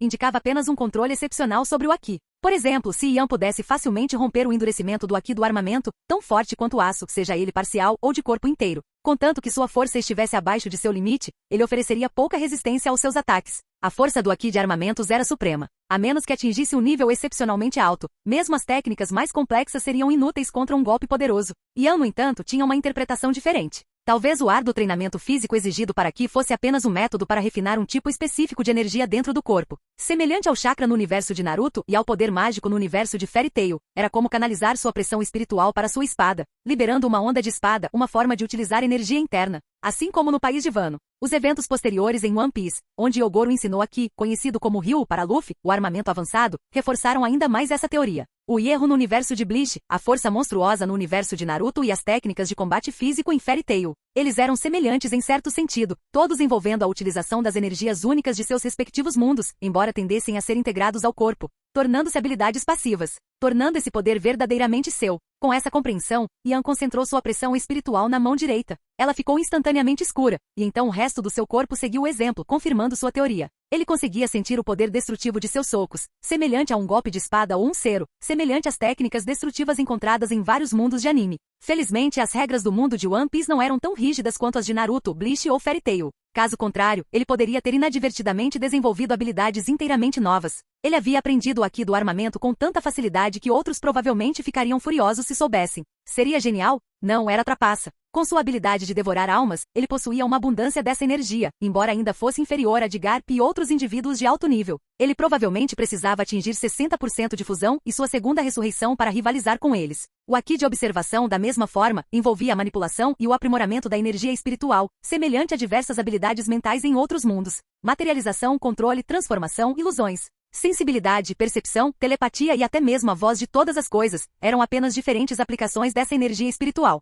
Como um arrancar, uma espada cujos poderes giravam em torno de almas e pressão espiritual, ele tinha uma abundância de energia mental. Ele estendeu sua percepção da alma, abrangendo todo o aposento. Observou Tashigi, a entusiasta da espada, que havia abandonado o exame de Shuzui, boquiaberta de espanto. Ele aprendeu aqui do armamento assim, sem mais nem menos? O tempo pareceu desacelerar à medida que sua percepção se aguçava. Então seus sentidos voltaram ao normal, e o mundo, que se movia a passo de tartaruga, acelerou. E todo o processo levou apenas uma fração de segundo de uma perspectiva externa. Tashigi ainda estava em choque. Virando-se para encarar a atordoada Tashigi, Yan pegou uma maçã da mesa e a estendeu para ela. Ao fazê-lo, a maçã brilhou, tornando-se gradualmente transparente. Linhas onduladas como ondulações na água surgiram em sua superfície. Simultaneamente em seu espaço mental, a muda verde de Akuma no Mi perdeu seu fruto transparente, a Suki no Mi, que antes pertencia a Absalom, o homem invisível com cara de leão. Ao lado dela, permaneceu o fruto preto, a Kaji no Mi. Senhor, o que o senhor me deu para comer? Tashigi, atordoada, deu uma mordida. No entanto, um gosto pútrido e repugnante, como excremento podre, agrediu seus sentidos, despertando-a do transe.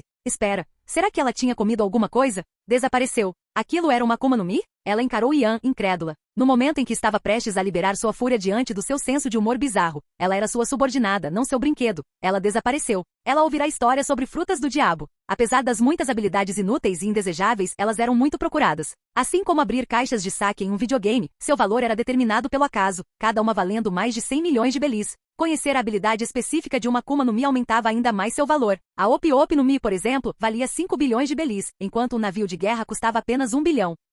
As frutas do diabo, com seus poderes elementais, sem dúvida valiam pelo menos isso, já que suas habilidades eram incrivelmente poderosas. Nas mãos de um usuário habilidoso, podiam destruir mundos. Outras frutas do diabo, como a Moshi no Mi de Katakuri e a Itu no Mi de Doflamingo, eram igualmente potentes. Depois houve indivíduos como Bug, Fox e Moria, que desperdiçaram o potencial de suas poderosas frutas do diabo, transformando-as em meros truques. Mesmo espadas renomadas, embora valiosas, eram menos procuradas do que as frutas do diabo. Uma espada forjada por uma das 50 lâminas de grau habilidoso valia 1 milhão de belis, enquanto uma meito podia valer dezenas de milhões, ou até centenas de milhões. No entanto, eram mais raras do que as frutas do diabo, pois exigiam ferreiros habilidosos e espadachins compatíveis, o que limitava sua disponibilidade e potencial. Além disso, nos estágios posteriores da história, até mesmo um cajado de madeira poderia ser treinado para se tornar uma lâmina negra, tornando as espadas relativamente menos valiosas. As frutas do diabo, por outro lado, ofereciam a chance de adquirir habilidades incrivelmente poderosas que qualquer um poderia utilizar. Aquilo era Suki no Mi? Com seu vasto conhecimento, ela deduziu a identidade da Akuma no Mi com base em seu efeito.